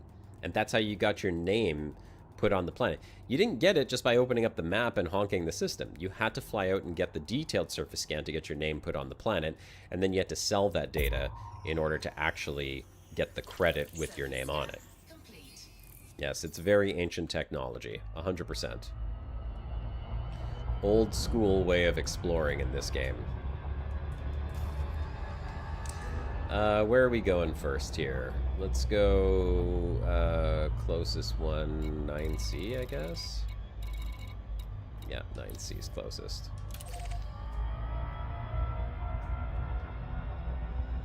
It was extremely tedious. Although,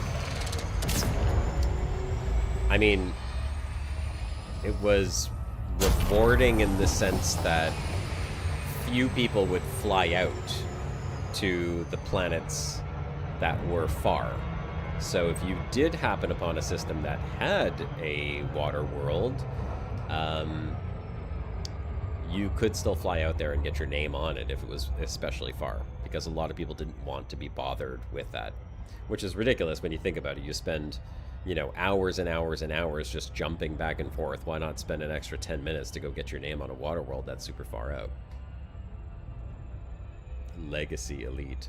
Well, so that's what I was wondering, is like, how do those level 2 and level 3 scans from back in the day translate into what we see now? I guess it's just a discovered by, right?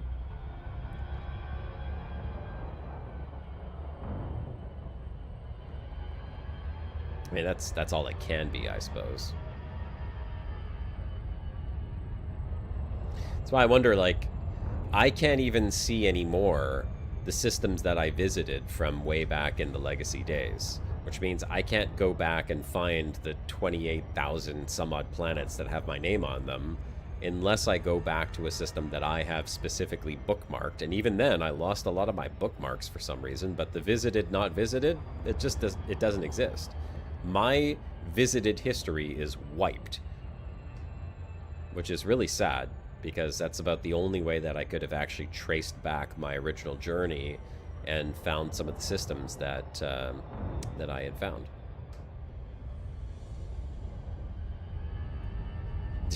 You want to log on to Legacy Elite to see? Is it worth it? Probably not.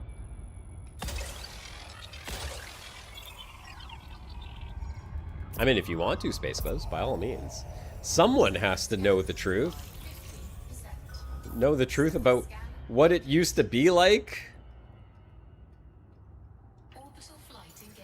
How difficult exploration actually was. It was crazy hard. You can restore visited now. There's a new feature in help menu, 3 days old. Oh, I thought I saw something about that, but I thought they were just talking about, like, recent visited systems that maybe somehow got deleted or something. Are they talking about, like, every system you have ever visited since the very beginning of Elite? Like, since the original launch of the game? If that's the case, I will be super thrilled.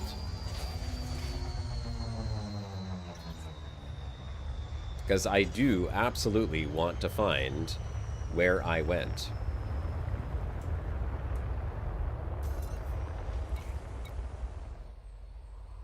Too close to the planet.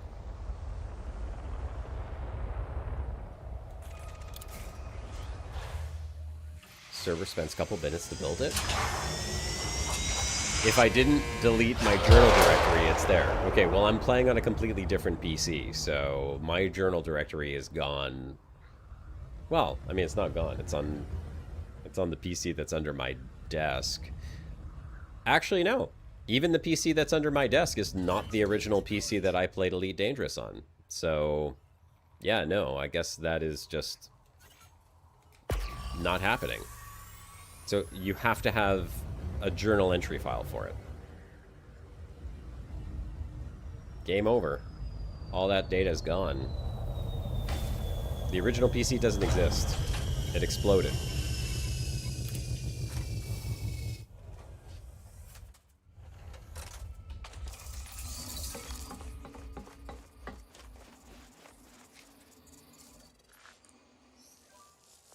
I need the original directory where all the journal files are. Oh, geez. I mean, it might be on an old hard drive. It's possible that hard drive is in my old PC. I think I still transferred the drives over. So who knows? I'll have to go digging in there and see. Because I'd love to have that exploration data back on here, but then I guess I'd have to, like, copy that over to this PC.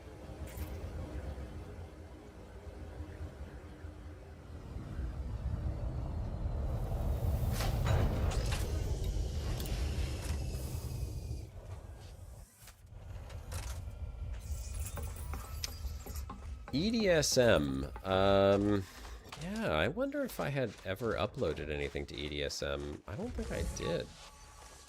How did I get so far away? Oh, here it is.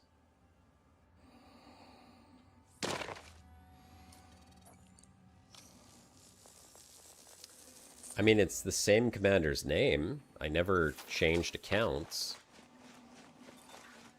But I don't know if I would be able to, like, get the files in here without ruining what's already in here now.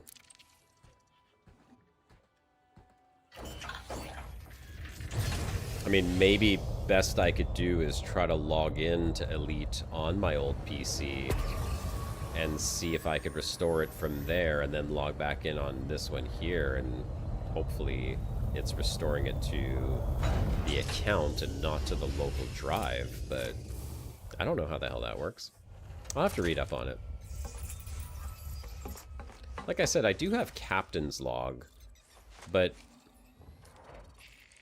I'm trying to... I don't think I used Captain's Log for the entirety of the beginning of my trip. I think I only used it towards, like, the middle to the end of my exploration journey, because Captain's Log wasn't even a thing when I first started exploring.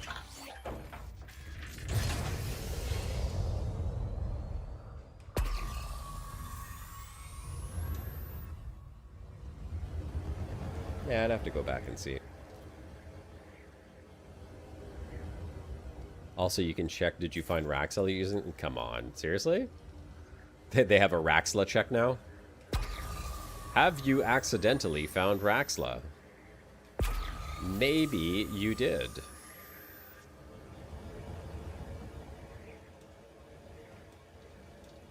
Just try server and check what I got? Okay. Yeah, I'll do that. I mean, that's worth it at least, right?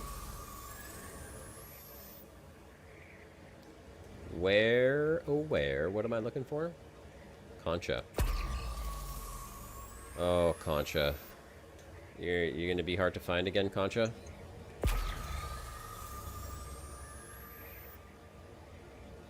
Yep.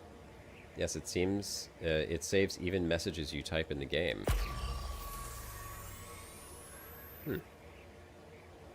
Okay.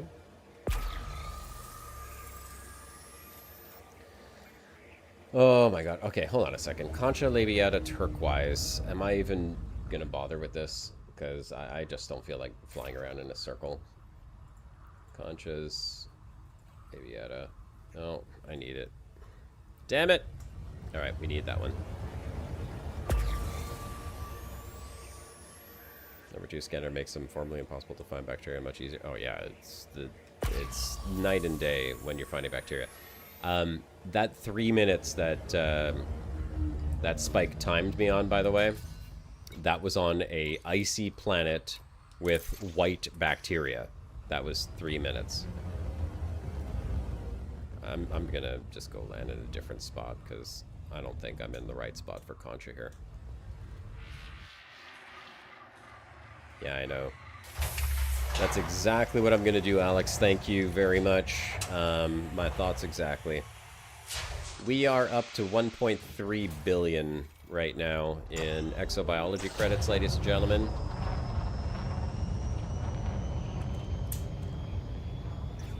Frameshift drive charging. 1.3 billion from technically 1.5 something. Had Spike not splatted me with his Caspian. But yeah, that's a good amount. Good amount. Exobiology is definitely the way to go if you want to make some money.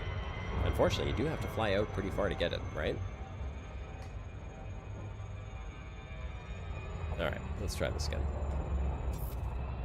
Concha. Find me Concha. There, in that deep crater right there. That's where we want to go. Put 50% to carrier? Yeah. I mean, the carrier's already got a couple hundred million, a few hundred million in it. 400 million in the carrier right now. So, I mean, I'll put it all onto the carrier. That's not a concern. Carrier is my permanent bank right now until I pay Alex back for the fleet carrier, of course. My fleet carrier is technically on loan.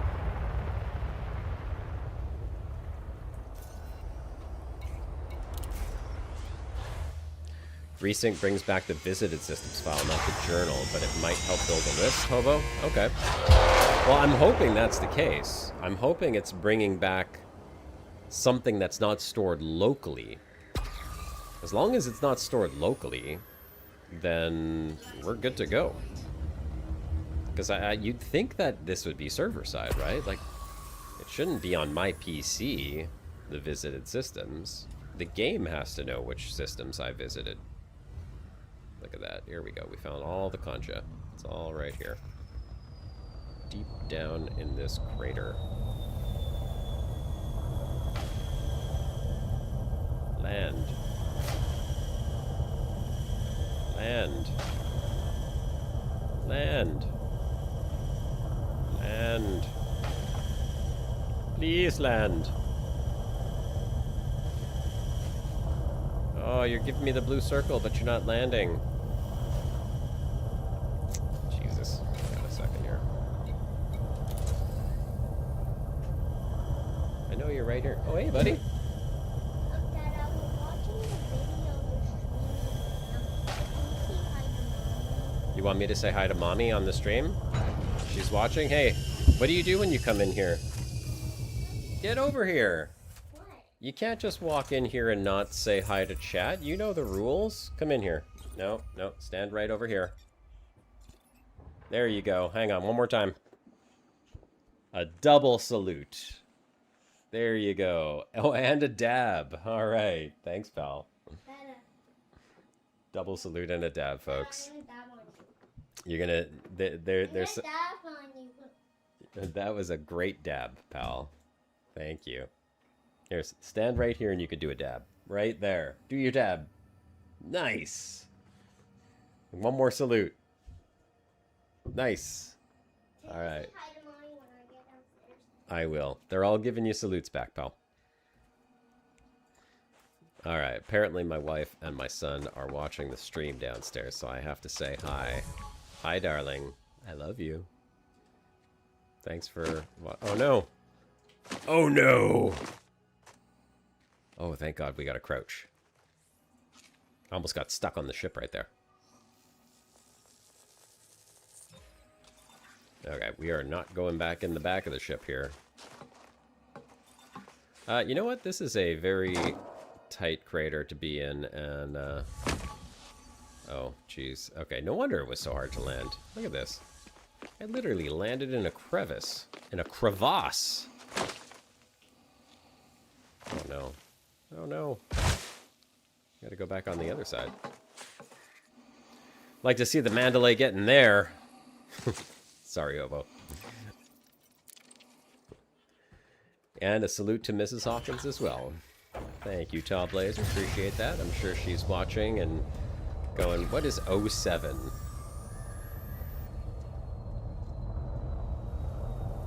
Alright, let's see if we can land right here. Come on, land! Nope. If I force the thrusters down like this... Hey, there we go. Perfect. Stop landing like you, that's your style? That's the way to do it, man. Just press down on the thrusters and hope that it grabs the land. Oh my god. It's an invasion! Quick! Get out of here! I chose the planet that had the least amount of exo on it so that I could just check it off the list real quick. And then we can move on to the one that has more. And by doing so, I have less stuff to scan, hopefully, when we get to those other planets. Alright, another hard landing. Nice! Oh, look at that. That one just went so smooth. Perfect landing. There we go. What's that? Mandalay doesn't need to land on the bio? What are you saying here? You can land near it. Lucky for you that bio didn't spawn under the pilots. Yeah, that could have been a little sensitive, not gonna lie. Definitely don't want that under the pilot seat. Just smash it 0.5 meters into the surface. Works all the time. That is how we do it. That is how we do it. All right. Let's... Oh! You guys saw what I did there, right? I can't cancel the dismiss, can I? Nope. I pushed the button a little too hard. Dismissed my ship. Oh, look, we're at 12% on the codex now, by the way, fam. Check that out. 12% on the bingo card. Not too bad. Not too bad. That's another 1%. Spike, what did you say you were at? I think you said you were at like 10% the other day, right? Bedtime for you, Torque Mouse. Okay, well, hey, thanks for joining. Have a good night. I'll see you next Saturday for sure. No problem. Thank you very much. I will hopefully have some great luck with the rest of the Exobio. Where's the ship? There we go. Request docking.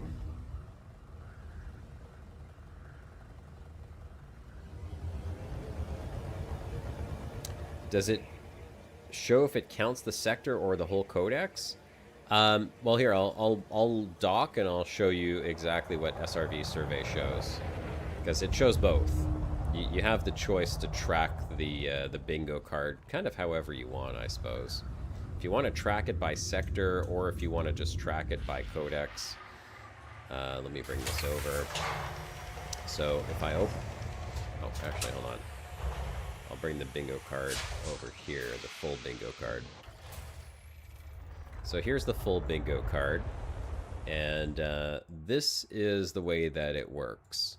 So right now I'm tracking all regions, but I can set it to the sector specifically that I want. So if we're in the sanguineous rim, if I switch it over here, you could see for biology, I'm at 4.9% biology.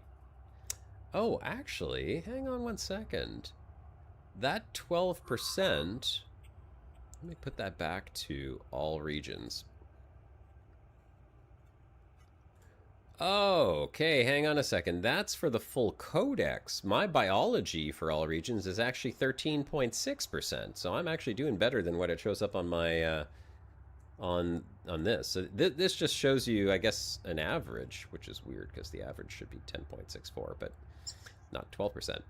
In any case, it's biology. So biology for all regions, I'm at 13.6, and I can see exactly what I am missing on this bingo card.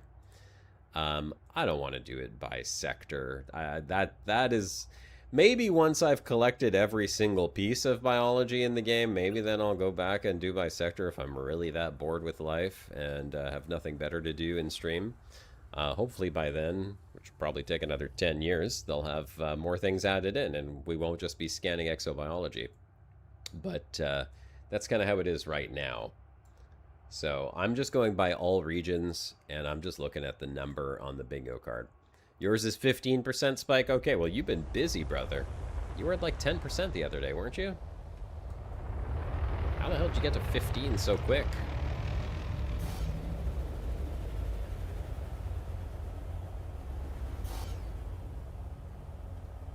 Oh, it's trying to jump me out of the system. I don't want to jump out of the system. Where do I want to go? 9D. 9... No, that's going to be up near the top. We are in Planet 9. 9D? Yeah.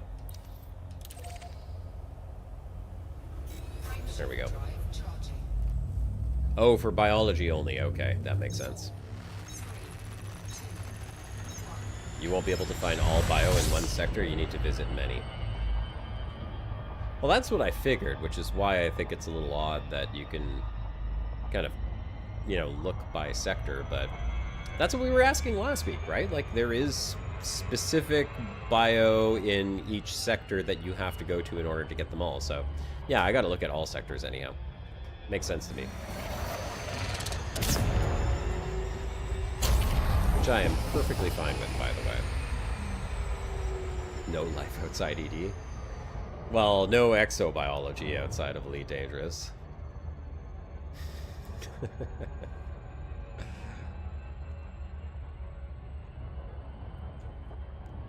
Oh, nice. I just spilled water all over my leg. Perfect.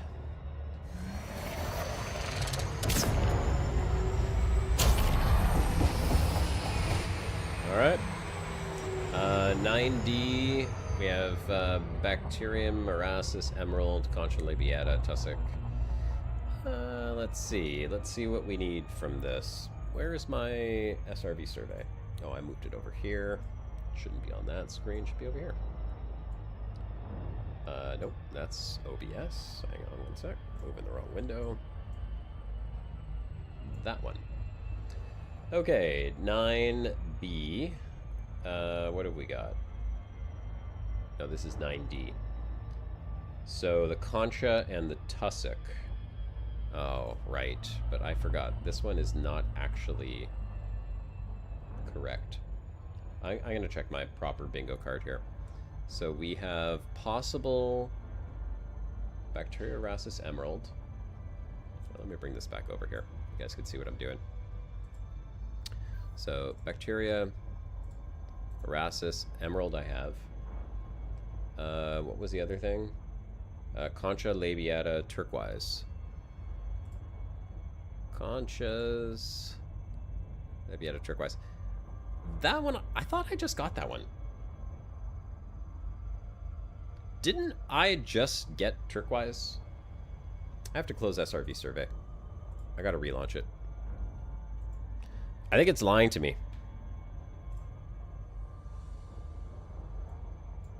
Tell me the truth. What's going on here? SRV survey. Show me.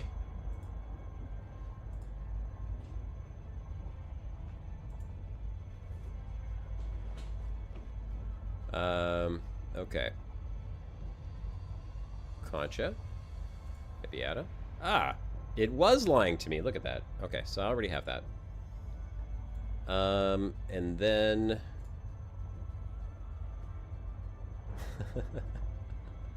You wish my wallet joystick spring and bingo card all the best? Yeah, thank you. Thanks, Spike. Appreciate that. Yeah. I'm more concerned about the wallet of those three, to be honest. I could deal with everything else. And then Tussock Ventusa. That one does sound new. Tussock Ventusa Lime. Okay, so I do need that one. We're going. We've got a reason to go. Tussock Ventusa. Sounds like a type of line dance. Do the Tussock Ventusa.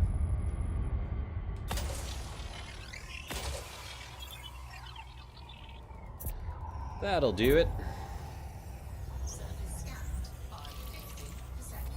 Bacterium concha tussock. There we go. Very occasionally you find alien artifacts while scanning planets. Yeah, I did. I was told or warned not to go and scan them because, oh, and non-human signature. Holy crap. Talk about strange coincidence right there. You literally said that, and there is a non-human signature on this thing. Okay, so I was about to say I was told to avoid those non-human signatures because apparently they could be Thargoids, and I don't want to get attacked by Thargoids. So, yeah, cool, right? There's no risk there? Yay, probe or sensor? So what, should we go look at it? Should we go find out what it is?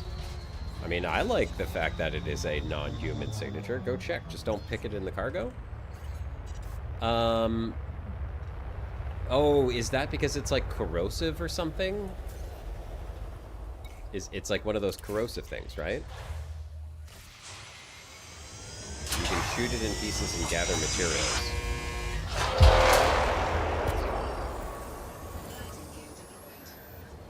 Okay, well maybe we'll go check that out just for to mix it up a little bit. Squish it? You mean science it?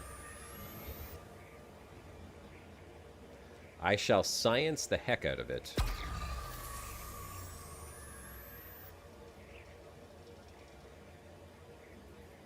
I'd like to get over land to be able to find this tussock. Right there. Nice big patch of tussock.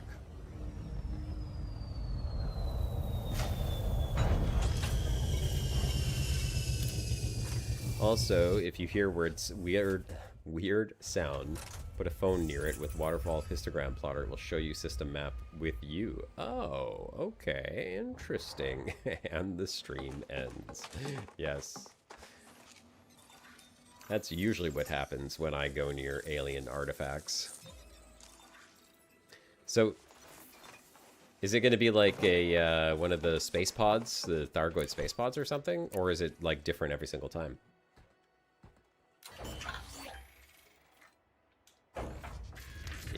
Do you know what it is? Like, are all non-human signatures the same thing? Or is there like a variety of them?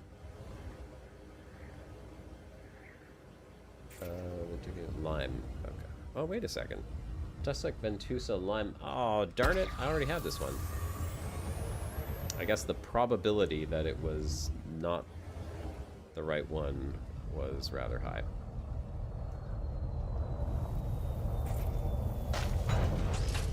There's two types of them. It can be a crash ship, and next to it a Thargoid ship. Okay. Or the one with the corrosive stuff. Or is that one and the same? Depending on the threat level. Well, that's why I'm saying, how do you know what the threat level is? Because, like, I don't necessarily want to put myself into any form of level of threat whatsoever in an exploration-equipped ship. This is a science vessel. So how do you know what threat level a non-human signature is? Or do you just go there and hope and pray for the best?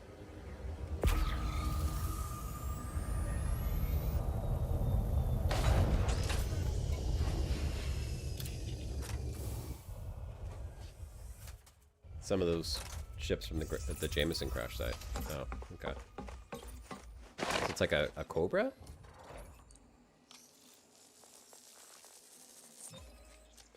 I'm willing to go check it out, as long as you guys tell me I'm not going to get killed going there, because that would be sad. Especially the fact that I've got like 1.3 billion credits in exobiology that I don't want to lose. Signals found all over the map are probes. Crash ships are mainly in the bubble. Can pick up the fragments. It's just a dead sensor. There's no risk. Okay, well, Hobo's saying there's no risk. Some of you are saying there's no risk. Should I trust you? I don't know. Come on, chat. Blue ship's not a problem. Goids are hostile now, like during the war. Well, that's exactly why I don't want to go anywhere where there are Thargoids. Oh, aren't. They aren't hostile. So you're saying it's safe. Okay. Okay. Let's go. We'll go check it out. I'm gonna trust. I will put trust, and if you guys lie to me, then I will be very sad. I will be sad that my exobiology will have gone to feed an alien, hostile alien life form.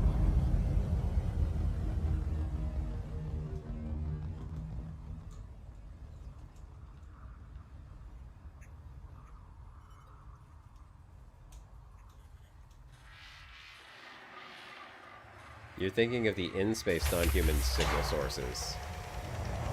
Dave with goo is waiting. If hostile, just run away. Yeah, it's so easy to run away from Thargoids. I have no idea. I've never fought a Thargoid before. You guys gotta remember that, right? Like, that is not my bag.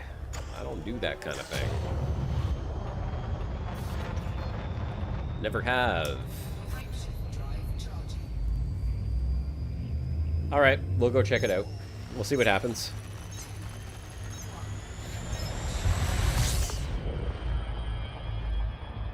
Do not behave like aliens movies, and you'll be fine. Okay. I will try not to behave like an alien, like a actor in an alien movie. Non-human signal source, 530 kilometers. Let's go check it out. Oh. Was not ready for that. Okay. Well, we know where it is. It's there. Unfortunately, we have to get back out into orbit. Let's try that again. Use the car there? Okay. I can do that.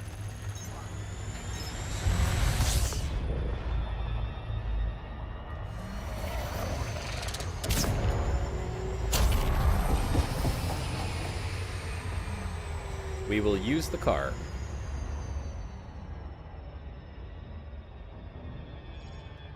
No, still got a little closer. Non-human signature. Of course, it's on the dark side of the planet. Wonderful.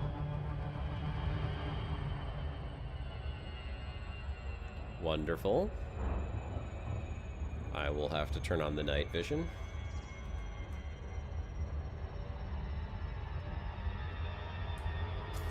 So I can shoot and collect the remains.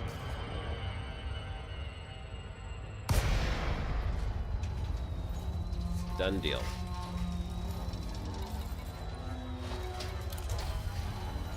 Night vision on.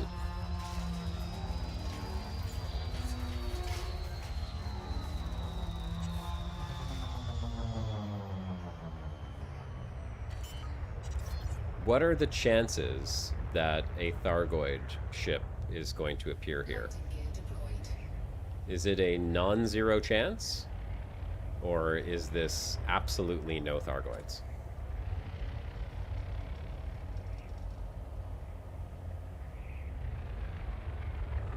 Zero chances? Okay.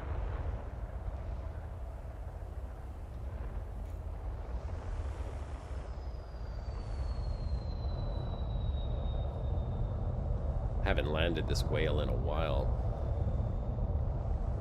Gotta find a spot to land it. Oh, there's a spot right there. Come on, wiggle back into place, would you? This is where the Mandy is definitely better. Oh, this is such a terrible spot for landing. Oh, it's so tiny. There we go. Got it. Okay, taking the car. Taking the big car.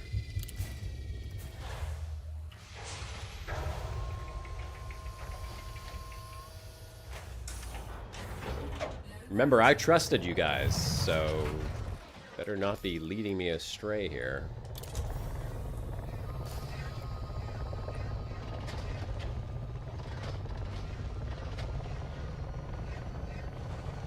Oh, should be right ahead of, straight ahead. Oh, wait a sec. This SRV does not have the scanner in it, does it? Never mind. Can't take this one. Because I can't even see where the hell it is. I know it's straight ahead of us, like 300 meters, but... Oh, it's right in front of us. I'm sure we can't miss it, right? There, right there. I can see it.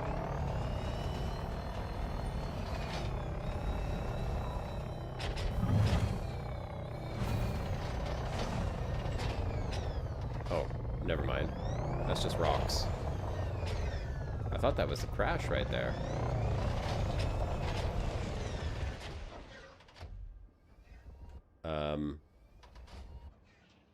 I trust foreigners on the internet. I trust everyone on the internet, apparently. I swear this was the site right here, like 300 meters in front of the ship. Okay, it's not. I need the scarab. You guys are right. Let's get the scarab and figure out where this thing is. It's terrible terrain.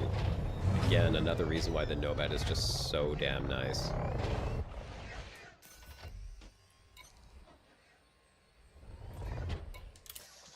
Alright. Nav panel should have it. Oh, the nav panel. Who uses the nav panel? Come on. Let's try the scarab. Dead one probe. Could be alive. Your onboard PC would warn scan detected. Okay. Dead ones are good to be shoot only. Yeah, see, now I can see it. Let's turn on the night vision.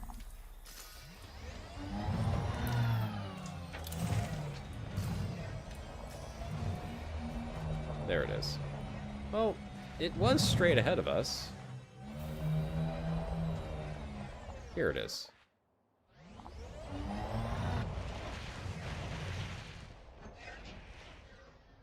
Oh my god. Turn around. Oh, I know why I'm having such a hard time. Because my yaw is broken. No wonder.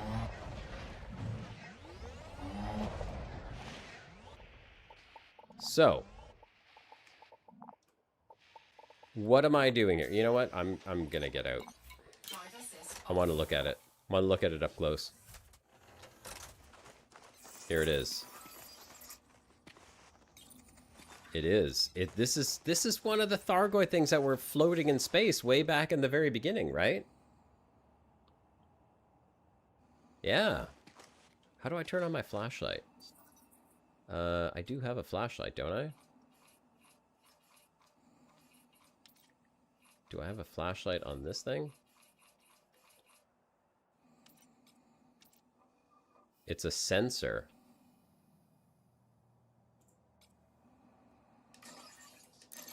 Ah, get out of here.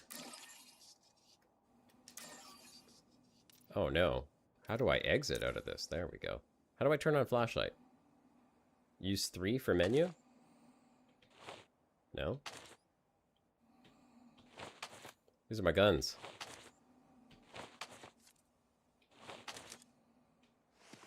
Sample. Oh, I wish. I wish I could. T for flashlight. Ah, thank you, Hobo. There we go. Someone knows what they're doing, boys. I have to rely on Twitch chat for the right answers to these. Shame on you guys. Shame on you, YouTubers. Well, it looks better without the flashlight on. It's got that iridescent sort of glowy, pulsing alien sort of goopy thing going on. Looks damn cool, though. So what do you do with these? I mean, I see there's the one sitting right here. I'm assuming I could pick it up in the SRV. Do I want to? Would there be any benefit in picking it up? I can collect them. Okay, first of all, this needs to be fixed. Drive assist off. Please, and thank you. Okay. So. Shoot and collect pieces by SRV. Well, there's a piece right here. So let's load it up. Scoop. Let's get the other piece. Sensor fragment. Okay. Oh, I can't turn because my yaw is broken. They are a thing. Yeah, okay. Oh, there's another one. Sensor fragment right there. These are materials. Okay, yeah, I like materials. We like materials. Materials are good. Let's get it. Boop. There's another one. And this is the only thing now that I need to get fixed in this game. This is the worst possible way to have to pick stuff up on a planet's surface. M to switch cockpit mode. Hang on a second.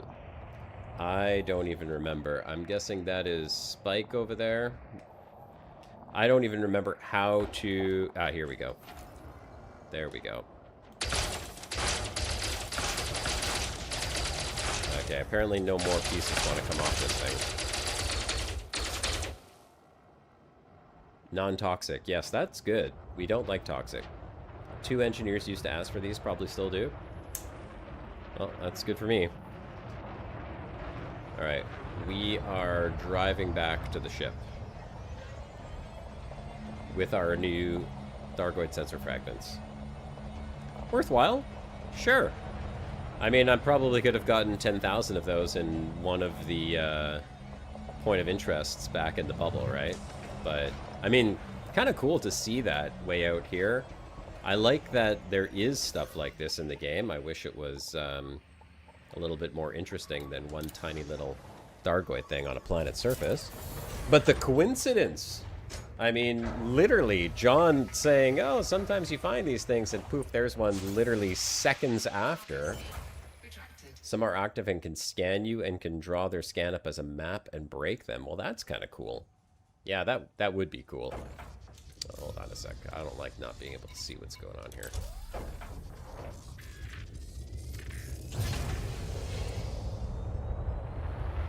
Alright, let's go. So I got the tussock, the rest was unnecessary stuff. So we're good. You watch out there, Spike. You keep that deadly Caspian of yours away. We know what happens when you're flying in close proximity. Yeah, Easter eggs. Well, I mean, it's kind of cool for people who are out exploring out in the black like this to once in a while come across, you know. Oh, it's Spike's mass locked me with his ship. It's going to take 10 minutes to charge my FSD. Yes, I am using SRV survey, and I'm using OD... hold on. OD Explorer, and I have the EDMC market connector. If the system has an ammonia planet, there can be Thargoid barnacles? Okay, well, we'll take a look at that. Right as soon as we can get back into space. There we go. It took a while. Let's see. Ammonia worlds. We are here. First of all, there is more biology. This one is a carbon dioxide. That one was bio. This one was bio. 9D, 9E, 9C, and then 10C. Biocarbon dioxide. So no ammonia worlds. Oh, that one's spinning pretty quick, though. Well, relatively speaking. It's a quick spin. Okay. So let's get back to our bio then. No ammonia worlds, unfortunately. But that's cool. That's the first time I've actually visited a actual non-human signal that turned out to be Thargoids. Now we want to go to, I think 10C. Let's see. Tussock capitis. Tussock capitis. Lime. Of course, it's the one that I have. Fungoida, gelata, and concha. So the concha is going to be good. The fungoida, I think I also need. Fungoida, gelata. Yeah. Okay, so we're going to 10C.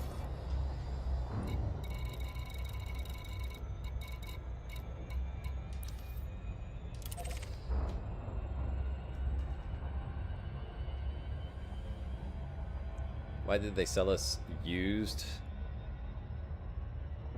chairs? I'm assuming you mean into nomads? I'm not quite sure I understand the question, Alex.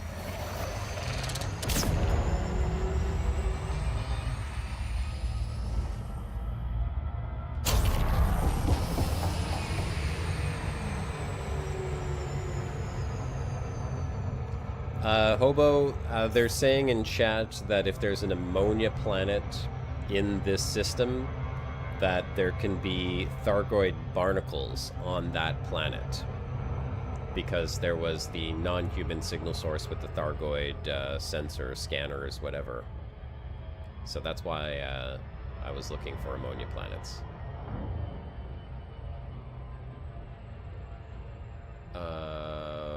What is up with that down there? That's so weird. Hang on one second. You guys see... Okay, that just disappeared. Right on the... There it is. The gas giant in the middle. What's with the little yellow orbital line right there? Wait a sec. Oh, okay. It's probably a wobble from the moon that it's orbiting with. Let me take a look on the aura review for a sec. Where are we? We're over here, right?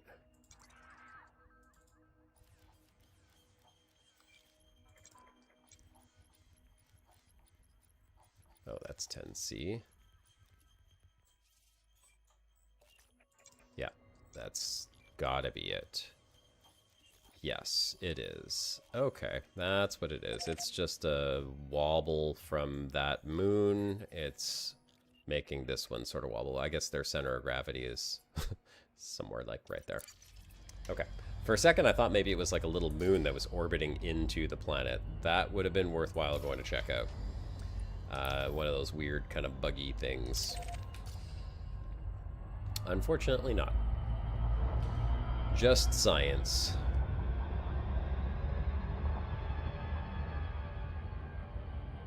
Oh, it has broken paint everywhere on the Nomad chairs?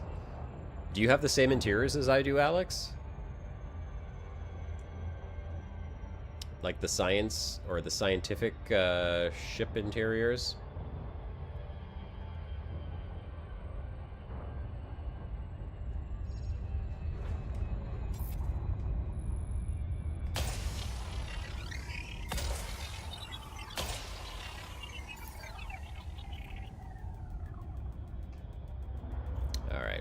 Get some concha and cactoida and fungoida.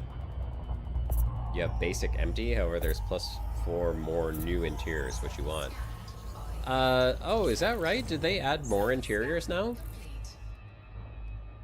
Concha. Cactoida? Oh, there is no concha on this one. So we're going for fungoida. Okay. Let's go. Fungoida, right down there. What else is in the fungoida area? Not not osseous. We got the tussock and the fungoida down there. And the bacteria is obviously not in there. Hang on a second. Fungoida, osseous, tussock, all bacteria. Yeah, of course.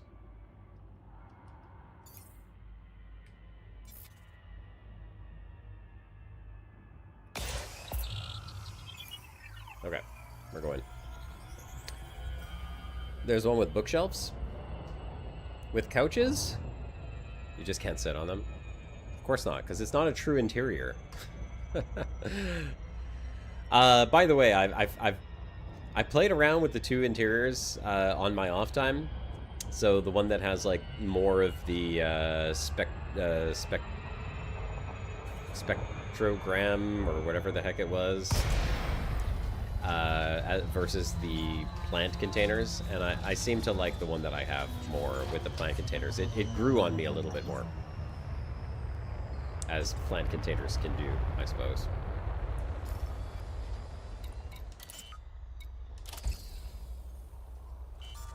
We do not need landing gear deployed. Everything is wobbly now. This one here, I'll have to take a look at the other interiors. I think I still have a few arcs left.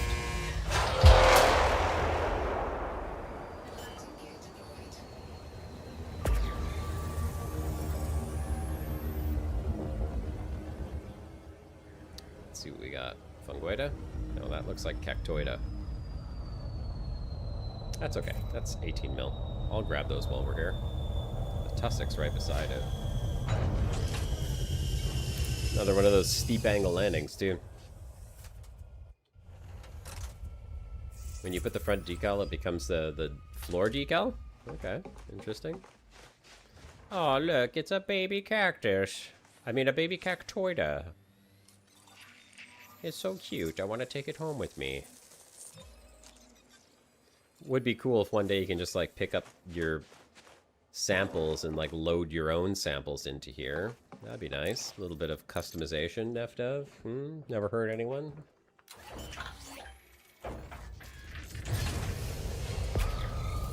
Yeah, that's tussock.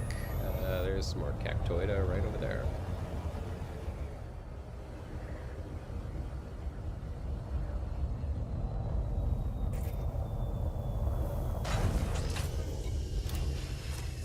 Let's go get him.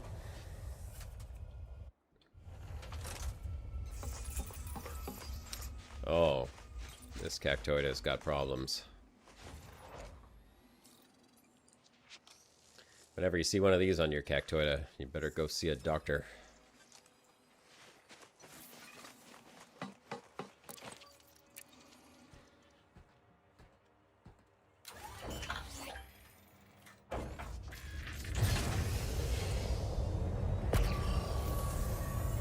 There we go.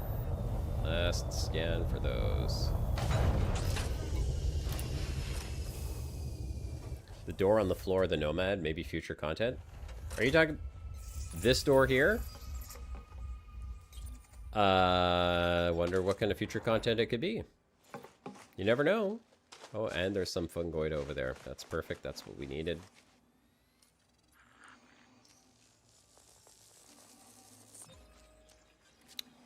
Which way is that facing? That is just off to our left. In nautical terms, would that be the... What is the left side of the ship called? Is that... I'm trying to remember. There's starboard. The port. Port side. Thank you, Bobo.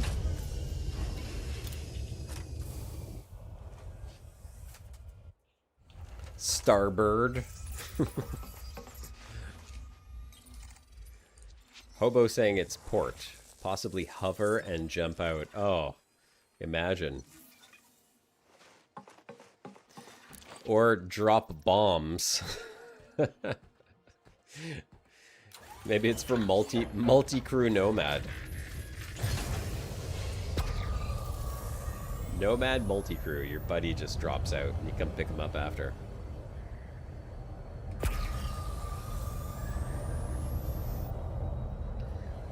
Let's figure out where is the next little group that we need? Right over here. Oh god, these Mark II scanners are so good. So good.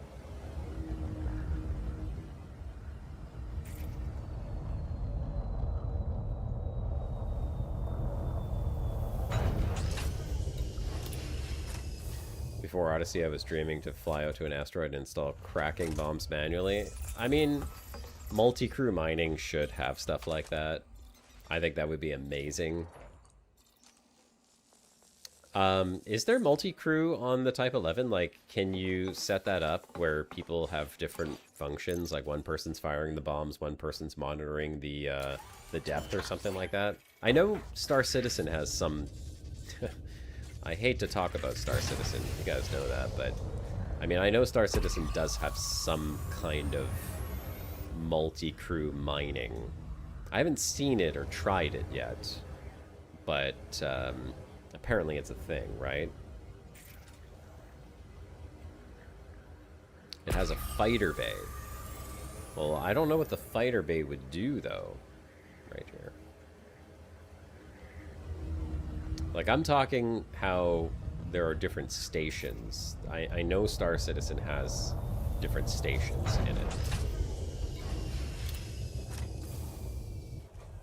Yes, finding asteroids that have a core is hard to do. That is 100% a pain in the butt.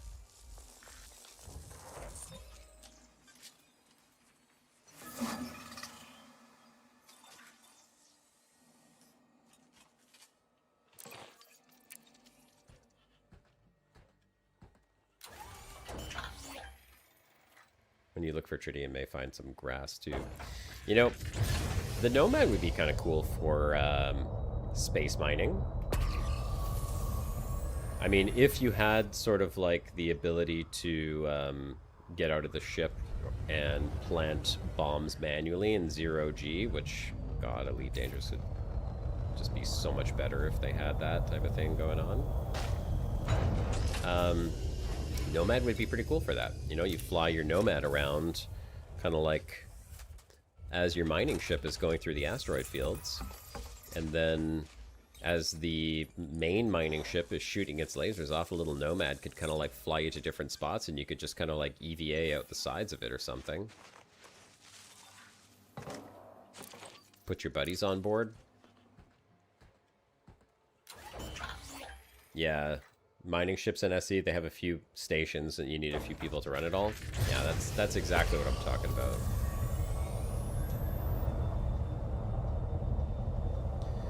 There are things that Elite is particularly good at, and there are things, arguably, Star Citizen is good at too. But you guys know my thoughts on Star Citizen. I've certainly ranted about it plenty as far as their punishment system goes. I hate to say it, but that, like, their punishment system is enough to hold me back from ever wanting to play the game again, despite the rest of the game having some really cool aspects, albeit very buggy. What can you do, right? It's not a fully released game yet. But if they release the game in a, you know, proper build that's stable and workable and has all the features functional in it, and their punishment system stays what it is, I'm never going to play it. And it doesn't make sense. You're wasting my time. Wasting my time in a game that I'm paying for. Makes no sense to me. If the devs don't have respect for the player's time, then they don't care about anything. I mean, that's all you have. The only thing you have is time to commit to a game. And if that time that you have is not able to play the game, then I'm not going to buy a game that doesn't let me play it. I mean, you could argue that it wastes your time by being too detailed. And some people don't like that, and that's fine, right? I mean, if you play like The Sims, what are you doing? You're literally cleaning your house. You're cleaning your Sims house mess up, right? So Is that a waste of time? Well, if you enjoy doing that kind of thing, no, it's not a waste of time. In fact, if you enjoy playing a simulation game that simulates real life, you're going to be doing all kinds of menial, tedious tasks that otherwise would feel like a huge waste to anyone else playing that game.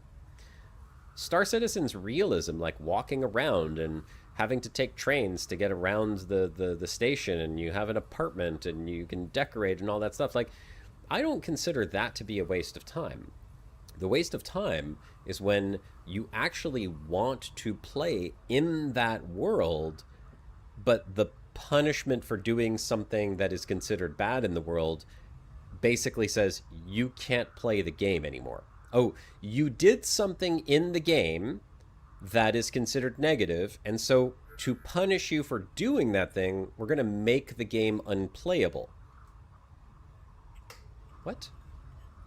You're going to punish me for doing something that your game lets me do by making me unable to play the game. No, that doesn't make sense. That's just stupid. 100%.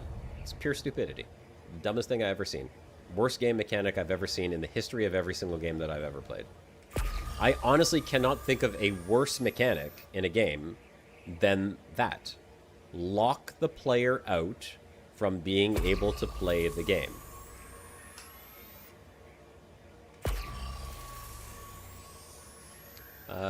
We're just missing osseous and bacterium, so I'm done.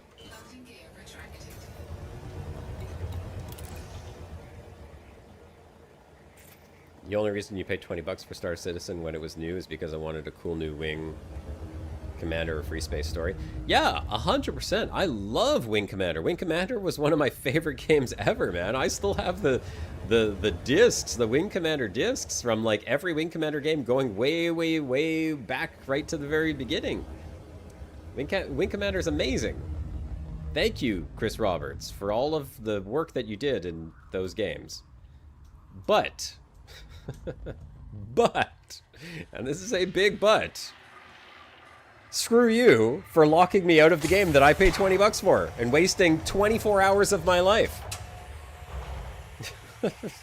No way. I'm not playing it. Take that out and I will come back and I will play the game, bugs and all. I don't care. The game's cool. I think there's so much potential in Star Citizen. I want it to succeed. I want it to be good. But I will not play it if you put me in jail and let me literally sit there and rot for 24 hours of real world time. It's so stupid. Complete garbage. That's the point. He developed those games but had a company to release them. If it was up to him, those games would still be in development. Yeah. No, you're right. You're right, Hobo. But I mean, Wing Commander games were so good. They were so good. Chris Roberts couldn't finish the first Wing Commander and was sacked by Microsoft. I don't think he finished Wing Commander. What was the other game that he started that was not finished? Was it Freelancer? I think it was Freelancer as well. Oh, Free Space? Maybe it was it Free Space or Freelancer? One of those two were also unfinished. Frameshift drive charging. Ready to engage. It'll never be big like Elite. No, it won't. Freelancer was released only when Microsoft bought it from him. Okay, so it was Freelancer, yes. Yeah, they bought it from him because he was in like a perpetual state of developing the game, I think. And Microsoft was like, screw it, we need to put the game out there now. And I mean, it was a great game. It had its buggy moments as well, but the guy just doesn't know how to finish what he starts. It's terrible. But he does make good space games. And like I said, the vision of Star Citizen is fantastic. I fully endorse the vision. I don't endorse the amount of time it's taken to build the game. I think it's just ridiculous at this point. Like, I've heard, you know, I've watched YouTube videos and heard the stories of him just wasting so much time on little details that hold back development of the greater game. And I think that's unfortunate, because it seems like the game's never going to come out. But that said, the game has potential. Freelancer was damn awesome, yeah. Then came the story spin-off Dark Star 1, and it was also very nice. I didn't play Dark Star 1. At least I don't think so. I don't remember that.